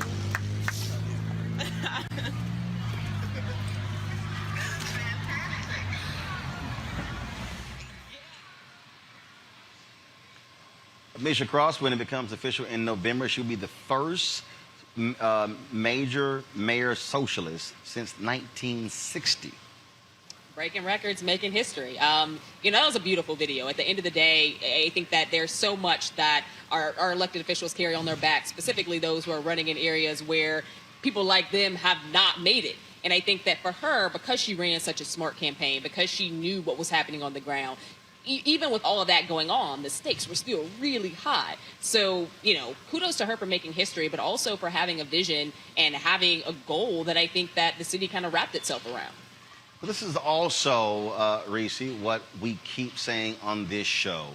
Democrats, you can't run cooker-cutter races. What you have to do is understand your district, which is one of the things that sort of drives me crazy when people who are, actually on both sides, people who are critical of Alexandria Ocasio-Cortez, Congresswoman from New York, how she runs in her district is totally different than how a Lucy McBath can run in her district. And so when you hear these Democratic candidates complaining about defund the police, well, first of all, maybe you just ran a bad campaign as well and you got lazy with it. What we're seeing are people who look at the voters, who come up with, as we always talk about, messaging that resonates with people who don't ordinarily come out and vote. And that's why we're sort of seeing these upsets in Rochester, in Buffalo, and other cities as well.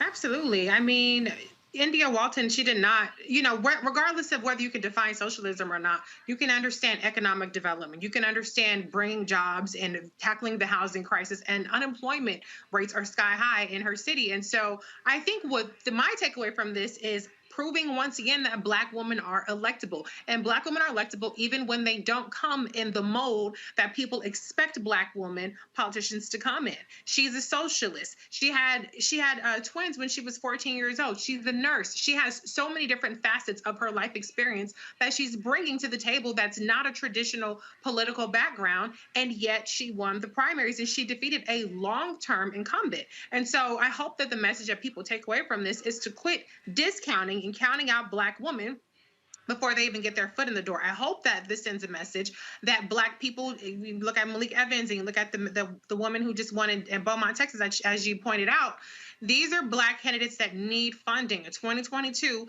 let's not go with the Democratic white is default mentality that they always do. Let's take a second look at a Malcolm Kenyatta or a Sherry Beasley instead of looking at a Connor Lamb or the white guy in North Carolina. I forget his name now, yeah. But anyway, the moral of the story is Black people, when they're given the opportunity to actually compete and they're given the opportunity to get their message across and actually meet the people on the ground and connect with them, they can actually win. So that's what I hope people learn, if nothing else, from these several races that you're highlighting. Greg. No, absolutely. I think you're right, Reese, of course. This sister, very impressive. As you said, I mean, she and her husband, they're 4 boys, strong family ties, a major voice in her union, SEIU. She's a nurse by training, went back to school. And most importantly, she was the executive director of the Fruit Belt Land Trust. Now, those of you in Buffalo know what the Fruit Belt is on the east side of Buffalo. First time I went to Buffalo, that's where they took me to get my hair cut. I realized, oh, you Negroes from Alabama. So 37% of Buffalo is Black. And to the point that it's being raised, as we see this country literally dissolve, as these white nationalists throw themselves into a frenzy, as they try to centralize power at the federal and state level, the local politics is the future of the United States of America, and whatever's going to come after this thing disintegrates. Because I really think they're going to overplay their hand. So when you're looking at India Walton, you're looking at the future of this country. And just like Malik Evans, she has a deep background in economic development. But in contrast to Malik Evans, she came through the community land trust movement to stop gentrification in the Fruit Belt on the east side of Buffalo. Those of you interested in reparations, look up community land trusts. That's one of the ways you approach the prospect of reparations. And now at Buffalo, they've got a mayor who speaks your language. All right, then. All right, so folks, check this out. Black TikTok users right now are on strike because they are sick and tired of coming up with creative dances and then seeing some white kids do them and then make all the money from it. And we've seen this sort of thing before, and this is one of those things that Isaac Hayes III has been talking about, which is why he created his own app called Fanbase. Go to my iPad, please. This is a perfect example, Reese, that here's Black app, which allows for you to actually get paid from your content. And this is the thing that we talk about on this show all the time, especially in our Tech Talk segment. Black people, we made Clubhouse sexy, and in less than a year, it went from nothing to a $4 billion valuation. You know what? I get the whole thing with TikTok, but all of those Black TikTok users, imagine if Black folks who are setting standards, if we said, you know what, we're going to hop on this Black-owned, Black-created app fan base and blow that up, and guess what? You can also get paid there. Then you begin to change the game. This is where we also, Reese, really got to get our folks to understand that if you keep getting screwed over there, stop going.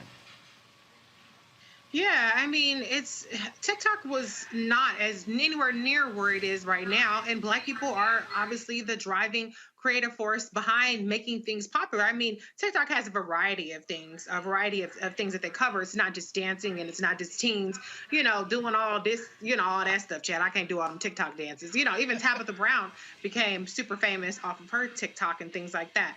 So, but it goes to the point about this new app called Fanbase that I've been making about how Black people are the cultural validators. And if we actually validated our own Black-owned things, that could be the next wave. And so this is something I haven't particularly, looked at it. I don't need another social media website, but I will, because it is Black-owned, go on ahead and check it out and see if I can make a little bit of coin off of running this mouth on the internet all day. Well, and again, Amisha, look, we're on Instagram. Look, we over-index on Instagram, on Twitter, on Facebook. We under our usage of these. And I'm just simply saying, if we're going to use them, fine. Actually use a Black-owned app that we can actually build up. We make other people billionaires, not our people. And that's been happening for generations at this point. There is no denying that Black people have basically taken over and created the audience for social media in general. It doesn't matter what the platform is. But when we're talking about specifically places like TikTok, where you see so many young Black creatives who are really, putting the name in the game when it comes to what they're doing there, and then you're watching in real time those exact same things be stolen by white people who are getting spots on The Late Show or on Saturday Night Live, or are now being highlighted on episodes of reality TV, and they're really taking off and getting spotlighted and getting deals and contracts. Meanwhile, these same Black kids who created these the trends are falling by the wayside. It's really frustrating for those young people, their families, the communities that support them. But to Roland's point, at the end of the day, until we start really investing in and believing in and actually working with our own people and their own platforms, it's going to continue to happen. Our creativity has been stolen by white people forever. I mean, we can go back through, the music. We know Elvis took some of every Black person's stuff and created and basically ran with it. We're seeing that happen now with a lot of the digital creatives as well. And it's sad because these young people don't really feel like they have anywhere to turn. So at any point when we can promote Black platforms that are coming out that are going to and are aiming to produce, to help, to gather that audience for a lot of our young Black creatives, that's going to be extremely important, because what we've seen thus far is a lot of the hard work and the grit that has come from Black people and communities across this country is literally being stolen from by people who don't look like us, who are literally standing to make millions off of that creativity. And here's the deal, Greg, and I'll say those Black TikTok folks, I agree with their position 100%. So guess what? Say we're leaving TikTok and go to Fanbase. Go to this Black-owned app. Again, Isaac Hayes III, he's the son of, yes, legendary singer Isaac Hayes. We make, as I said earlier to Amisha, we love to make other folks billionaires, except us. This is where we should be monetizing off of our own talent.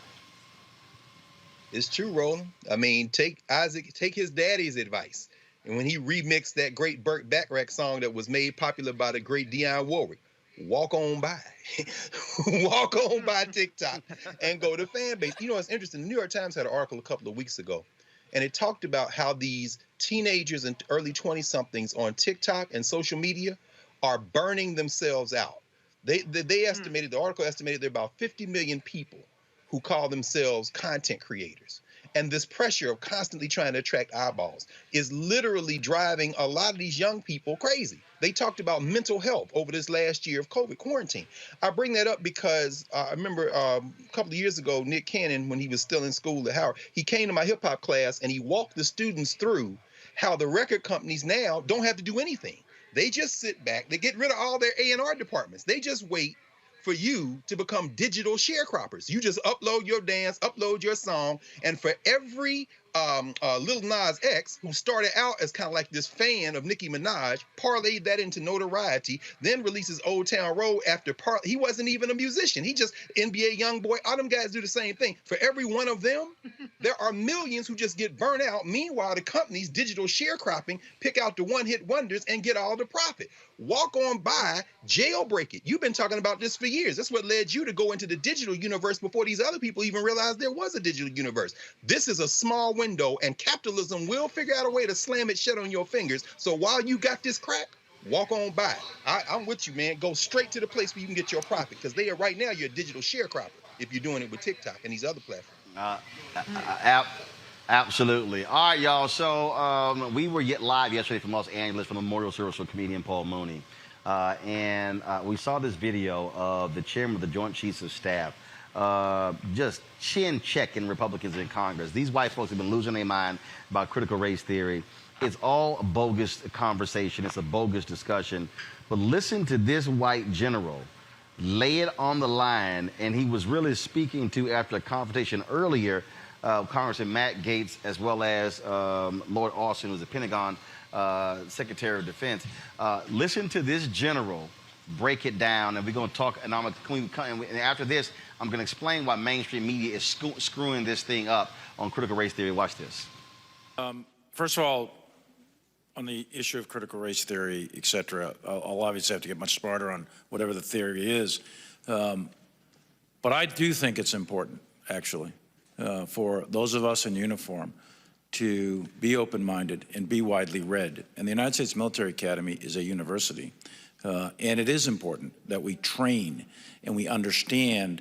And I want to understand white rage, and I'm white, and I want to understand it. So what is it that caused thousands of people to assault this building and try to overturn the Constitution of the United States of America? What caused that? I want to find that out. I want to maintain an open mind here, and I do want to analyze it. It's important that we understand that, because our soldiers, sailors, airmen, Marines, and Guardians, they come from the American people. So it is important that the leaders, now and in the future, do understand it.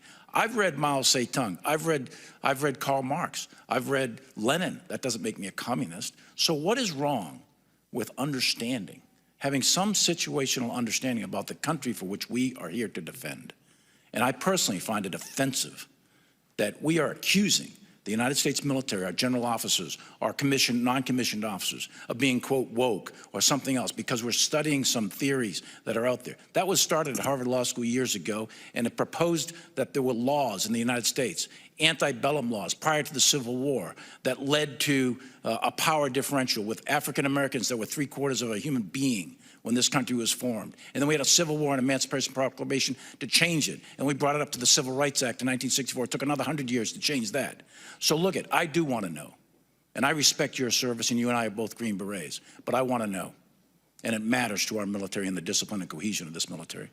And I thank you for the opportunity to make a comment on that. Thank you, General. I think the only thing he wanted to add at the end of that, Greg, was dumbasses. Well, he was very, chairman of the Joint Chiefs, Chairman Mark Milley, did a good job, I thought, of doing this is what military historians, y'all understand, when you're talking to military historians, this is what they study. Who won, who lost, and why. So I'm no patriot. I don't give a damn. But this man clearly is a patriot. He wants his country to continue. So he understands. You heard him say, I read Mao, I read Marx, I read Lenin. I'm not a communist. But military thinkers and strategists understand you got to know your opponent. His opponent is white nationalists who are going to destroy his country. And listen to the language of a military thinker. He said power differential. When he said between blacks and whites. Now, he got the percentages wrong. It's not 3/4, it's 3/5, but that's forgivable. He said power differential. He understands that in order to neutralize this threat to his country, he's got to know what they're thinking. Finally, you saw Matt Gaetz shake his head. At that point, I think what was going through his mind is, I wonder what Joel Greenberg told the feds about me and that 17-year-old girl. Anyway. Here's I think where mainstream media is screwing up again, Reese. So Steve Bannon has discussed this. This was Roger Ailes' strategy. It is conservative strategy. They create bullshit. They then challenge mainstream media. Why aren't you covering it?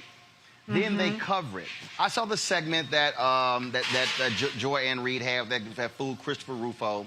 I saw a lot of the other ones as well. Here's the whole deal. They make no sense. They want you to talk about it. This is how mainstream media should be discussing critical race theory. We ain't talking about it. It's not been taught in the schools. We ain't wasting our damn time. These are a bunch of yahoos who are trying to gin up white folks. That's it. but even by having Rufo on, and I get Joy's point, but even by having Rufo on, for Rufo, that's a win. That's because right. you're actually expending 10, 12 minutes amplifying a BS story that they've actually created. That's what's going on here. And I just think they keep falling for the banana in the tailpipe, and they get played every time. They should tell Republicans and conservatives who come up with this stuff, go to hell. Go to hell. It's a big lie with Trump winning, and it's a big damn lie with this one. Absolutely. I'm so tired of goddamn hearing about critical race theory. That's why I said last week, blah, blah, blah, blah, blah. Okay? All critical race theory is at this point is it's so far divorced from the actual substance behind it, and it's a catch-all for you guys are teaching everybody about how messed up, I ain't gonna say the F word, how messed up this country has been to people who are not white, and even to some white people, to be honest with you, because like I've said before, the poor white people up in Kentucky that's losing their legs because they got diabetes and ain't got no rural hospitals, that's still white supremacy. You're just on the other end of that, even though you're white, because you're voting with the white nationalist party who's going to keep them hospitals out of your districts. And so I'm sick of hearing about it. It's a bunch of hysteria. It's the new radical Islamic terrorists. It's the new migrant caravan. It's the new Antifa. It's hell, even the new Black Lives Matter, okay? And so what they have done, what Republicans are absolutely genius of doing, is creating a new term, not a new term, but maybe co-opting, let me say that, they're co-opting a term to give that dog whistle that allows for this white grievance politics that energizes their base. And what it does is it makes everybody have to come to their side of the narrative, and you're forced to have the discussion, whether you're refuting it or whether you're agreeing with it. It's a win for them either way, because if you're rejecting them, then that makes them more incensed. It makes them feel like they're being persecuted and a number of things, and that keeps them riled up. And so this is nothing more than Republicans completely deflecting away from the things that have happened, like January 6th, deflecting away from the fact that they want to take away health care, the fact that they want to take away rights, the fact that they're taking away voting rights right now as we speak in practically every Republican-led state. And so what Democrats and what even the media has to stop doing is stop falling for it. End of discussion. Critical race theory is not being taught on a widespread basis. Let's talk about voting rights. Let's talk about health care. Let's talk about any number of things and change the subject. Stop always fighting on Republican territory. Amisha, I think the default of liberals and progressives is no. We're gonna explain to you what it is. That's their default. I'm explaining a damn thing. It's sort of like when someone says, well, Roland, can you explain why you made the decision? No, I made it. It's your damn, pick your ass on and figure out why I made it. I'm not about to sit here and go through all of this to get you to understand why I made the decision. No, and that's the deal. They fall for this every single time. They don't know how to tell them go to hell. They don't. And the frustrating part is that we see this cyclical. It repeats itself time and time again. At the end of the day, a lot of these aren't even real theories. They aren't things that are affecting people's daily lives to the point that, you know, but it's all a lie. It's all a lie. It's just one big ass lie. It's a Same lie, with the election. It drives their culture wars. It drives their people to the polls. It gives them something to unify around. So Republicans have a strategy, and that strategy is working for them. The fact that Democrats are falling into it is a huge problem because they can see it coming. They should be able to see it coming because it's happened over and over and over again. No. You're playing to the ignorance. No, but Misha, here's the deal. But liberals and progressives love to. We're going to educate people. No, I'm telling. This is where you have to say y'all full of shit. Next. And you can't educate somebody on a fallacy. You can't educate someone on a lie. No, these are actually dumb people. Office. All these white folks who are showing up at school board meetings acting a damn fool. I mean, in Loudoun County, last month, the superintendent literally said, "We don't teach that. We don't teach it." They came back for a second month.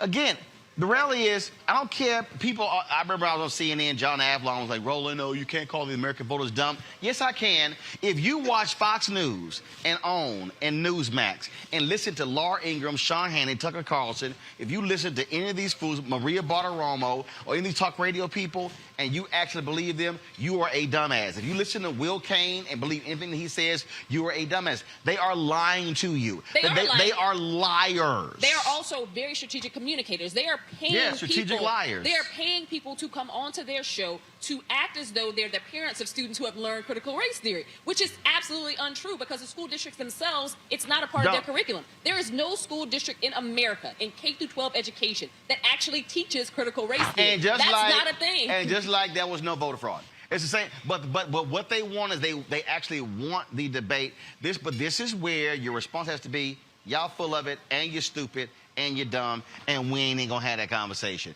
And you gotta shut them down. You have to mock them. See, I think that's the thing, Greg. You have to mock them. You have to make fun of them. You have to treat them as if they are illiterates. But when you talk to them with common sense, like, no, the guy like, no, you're not allowing me to get out of the paragraph. Can I complete the sentence? No, because you're a fool. Like that fool Keisha, I haven't showed that Keisha, whatever the woman. She was ignorant. She's still trying to post videos saying, I didn't give her time to talk. I'm like, because you were lying. Brother, but like you said, it don't matter. That's what Amisha's saying. He's saying, look, they are masters, like you say. It don't matter. They don't care. And you know, it's interesting. General Miley, listening to him, I'm thinking about it again. You know, I love how these military generals who are also kind of thinkers play country dumb. He said, I got to read up on it. You know, it came out of Harvard. That's exactly right. It came out of the critical legal studies movement of the 1950s and 60s. The basic thesis of critical race theory coming out of critical legal studies is that all of these socially constructed ideas we have about society are malleable and can be moved around a power matrix based on individuals' interests. That's one of the central theses. See, Greg, you just messed up. Greg, you just messed up. The entire Fox News audience had not spelled nor defined malleable. But they not right watching. there. That's right true. there. That's true, but what Reese said is right. I mean, they can't Reese spell it. Told you what it is. They don't care. They can't define CRT it. is the new Sharia law. They don't care.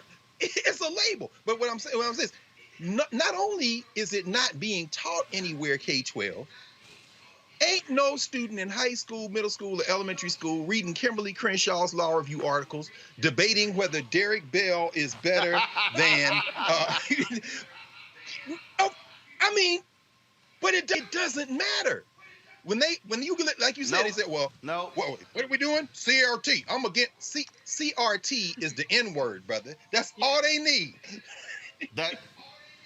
That's all it is. And again, these fools, if you think Trump won, and then if you actually walk around believing he was going to get installed in the presidency in August, yo ass dumb. You dumb. All right, y'all, I gotta go to a break. We come back, we're gonna talk about a study on the public health of African Americans here in Chicago, where we are at the Bureau and Bar Restaurant. Glad to be broadcasting live from here. We'll be back in a moment on Roland Martin Unfiltered.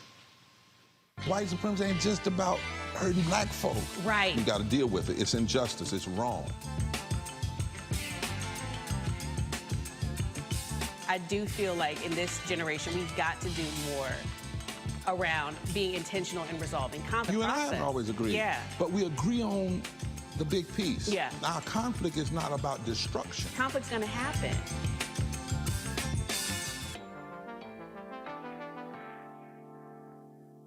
Racial injustice is a scourge on this nation, and the black community has felt it for generations. We have an obligation to do something about it. Whether it's canceling student debt, increasing the minimum wage, or investing in black-owned businesses, the black community deserves so much better. I'm Nina Turner, and I'm running for Congress to do something about it. Hey y'all, join the blackest bus in America and hundreds of organizations on a freedom ride for voting rights. From June 18th to June 26th, join our caravan for rallies in cities and states from Louisiana to Virginia. And on June 26th, you can join us in Washington, D.C. or host a voting rights event in your own city. To learn how to get involved, text Freedom Ride to 797979. Before Till's murder, we saw struggle for civil rights as something grown-ups did. I feel that the generations before us have offered a lot of instruction. Organizing is really one of the only things that gives me the sanity and makes me feel purposeful. When Emmett Till was murdered, that's what attracted our attention.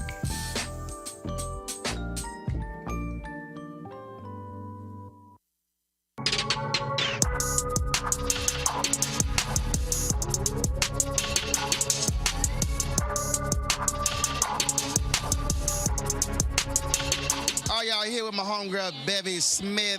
Bevy got more jobs than I do. Almost, not quite. You know I'm following your lead, darling. We had a big talk about that at the concert. I'm following your lead. And that's one of the things I love about McDonald's. They really support entrepreneurs. So that's why I'm happy to be here. Black forward, baby. Absolutely, absolutely. And so how good has this weekend been? It's been phenomenal. I've danced with you several times at the concert, so you know that's really the highlight, always, for me. Always. You ain't got no sense whatsoever. No sense whatsoever. Anything new you working on? A book. I got a book deal, 2019. Super excited. Going to talk about my journey from being an advertising executive to becoming a TV personality. Okay. Yeah. All right, looking forward to it. Well, thank you, my love. I'm Bevy Smith, and you're watching Roland Martin Unfiltered at all times.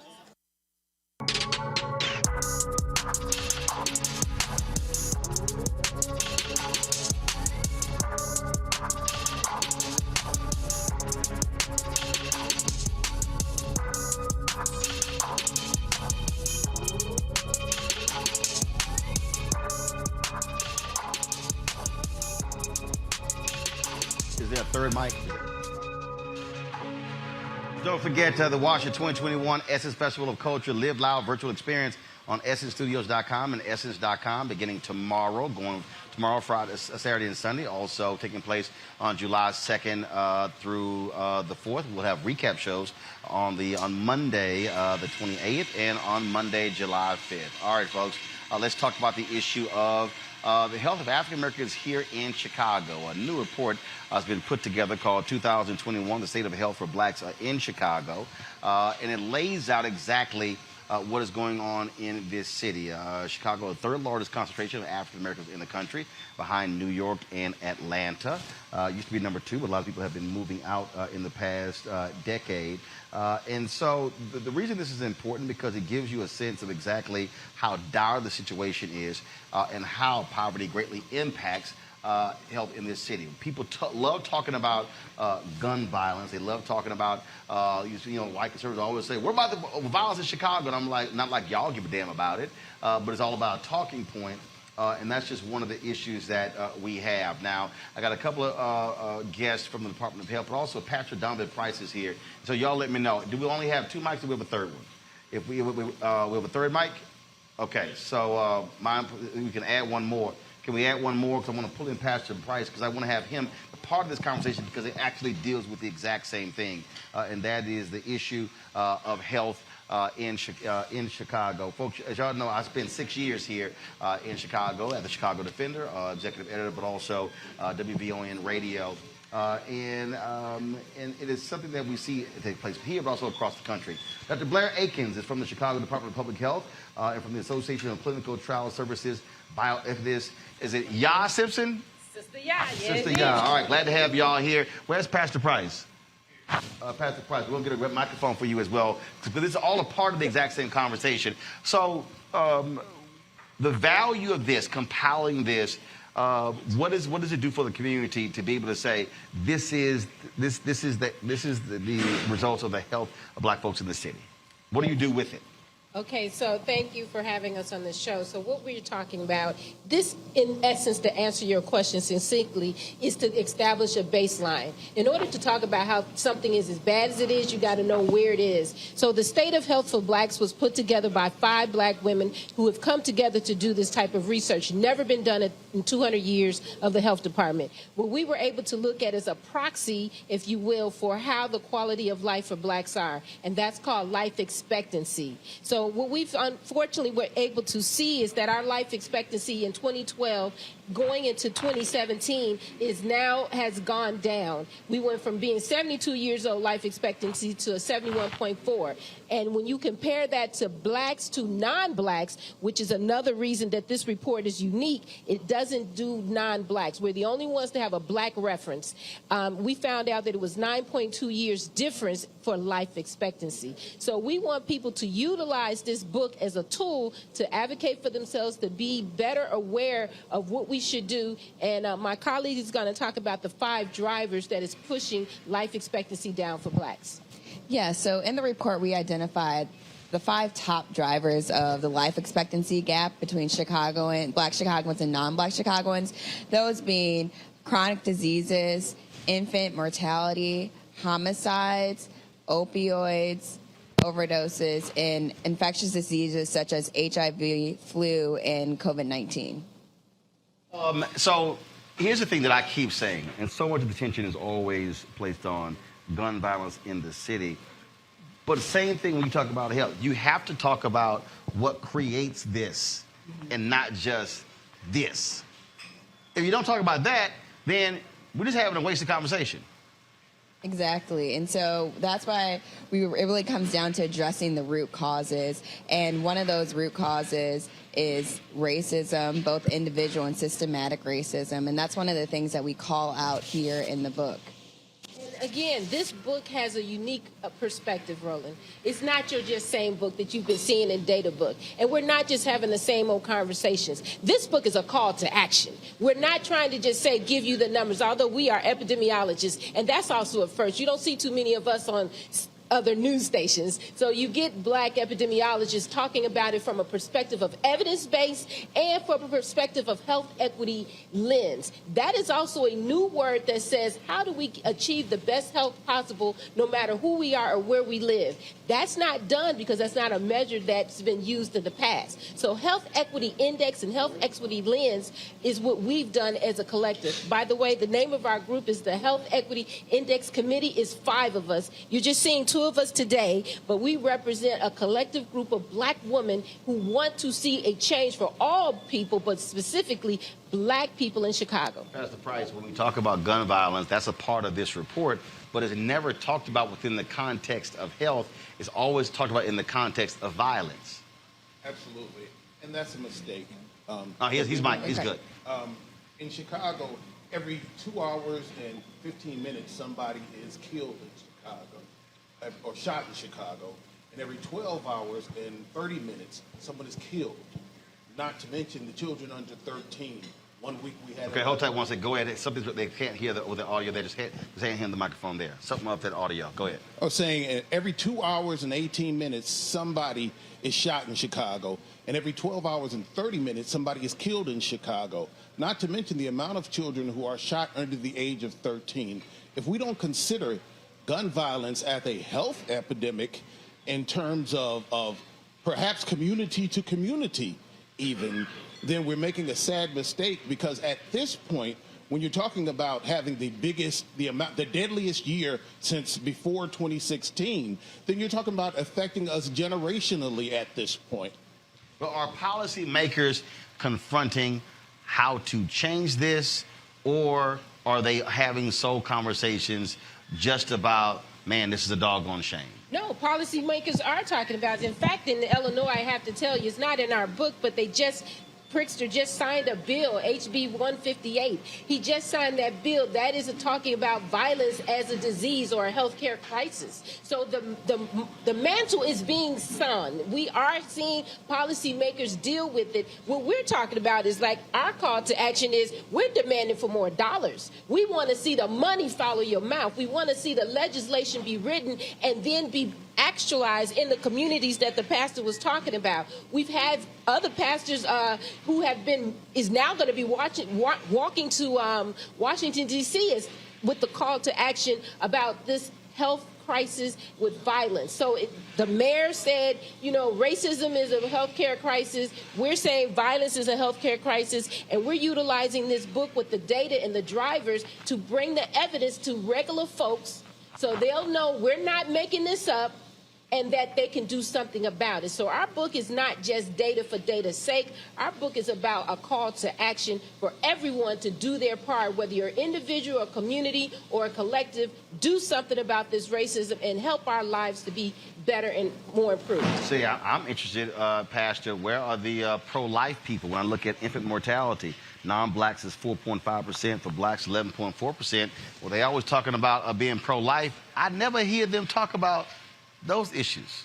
Because we choose both the pro and the life. We choose both the life and the matters. And so as long as we keep making choices, politicians keep making choices, individuals keep making choices, grant receivers keep making choices about what they're going to support, what they're going to go with, what they're going to back based upon their individual ideology about what causes the violence. So what's the cause of, well, the cause of the violence is this, and then everybody moves toward that, who moves toward them. Then that's when we're going to continue to have a problem. When you have children dying at the rate they are, I responded to 3 mass shootings in a 10-day period, one of which did not appear on TV, because I think something bigger had happened in another city with a fire or something like that. And so it did not appear on TV. One of the mass shootings had 5 people dead, 8 people shot, mostly women. I ran across the little boy, one of the little boys whose mother had been killed a couple of hours earlier. And I sat with him and talked and cried as he did. Went home, tried to have a decompression session for myself, and a 18-year-old 3 doors down from me hung herself in her room. And this was all in a 2-day period. And so if mental health is considered, but the fact that the people the rate at which we're dying as a result of gun violence, and that gun violence that we're dying from is different than Columbine, or different than the white guy going into the Walmart with a rifle and hollering out "Vive le Trump" or something like that. This is a whole different world. And so because it is so different world, the FOID card is not a factor in what we're doing. And this perhaps is not as popular, perhaps not as profitable. In Chicago, everything can be monetized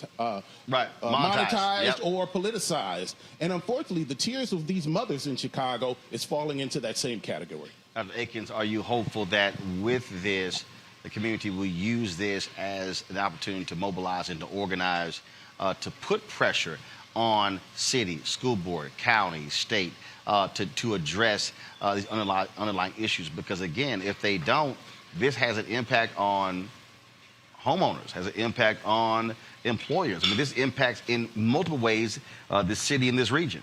Absolutely. That was one of the reasons why we decided to come together and build this report in the first place. We wanted to make a tool that community members could use so they could take it to their community organizers, they could take it to their politicians, they could take it to anyone and point to and say, this is a problem right here in my community, how do we fix it? So absolutely, we want this tool to be used by everyone as a rallying point. Go ahead. Mr. Martin, I'll say Dr. Martin, I'm going to give you, that's all right. What I also want you to recognize is that just like the 12 systems in the body, okay, this is what we study. We're epidemiologists. We have to use systematic approaches, just like we got systematic racism. It didn't happen overnight, and it's not going to just dissipate tomorrow. But what we have to do is be very intentional. And that's why this book is written the way it is. It's not for your PhD like a Dr. Carr. It's written for the average person to say, what can I tell my family? What can I do for myself, my family, and my community? But I don't want this to be just about numbers. Martin, I don't want that. I want this to be about how do we improve our health? You got to do a baseline. If the life expectancy for us as black people is 71 years, 71.4, then what is it going to be next year? And our life expectancy is dropping. It's not getting better. non-blacks is actually staying the same in the city of Chicago And with all this actually, violence. and actually, the only reason is actually the gap is closing because white folks been dying because of opioids. And so, But in so Chicago, wasn't like black folks ours are was dying of increasing. opioids. No, say it again. I said, but in Chicago, opioids is kind of what I studied also at the health department. And in Chicago, it's black folks that are dying from opioids, Yes. and that's in the report, and that's one of the drivers. Yeah, I mean, for the initially they were prescribing those for white folks. They would give us Tylenol, but then of course when that was all the racist doctors, then when that changed, all of a sudden those black numbers went up. Pastor, last point for you. How do you want churches? How do you want them to take this data and use it to get their members to realize that you cannot just come in here and say, pray for me. You got to, praying is one thing, but you got to change policy.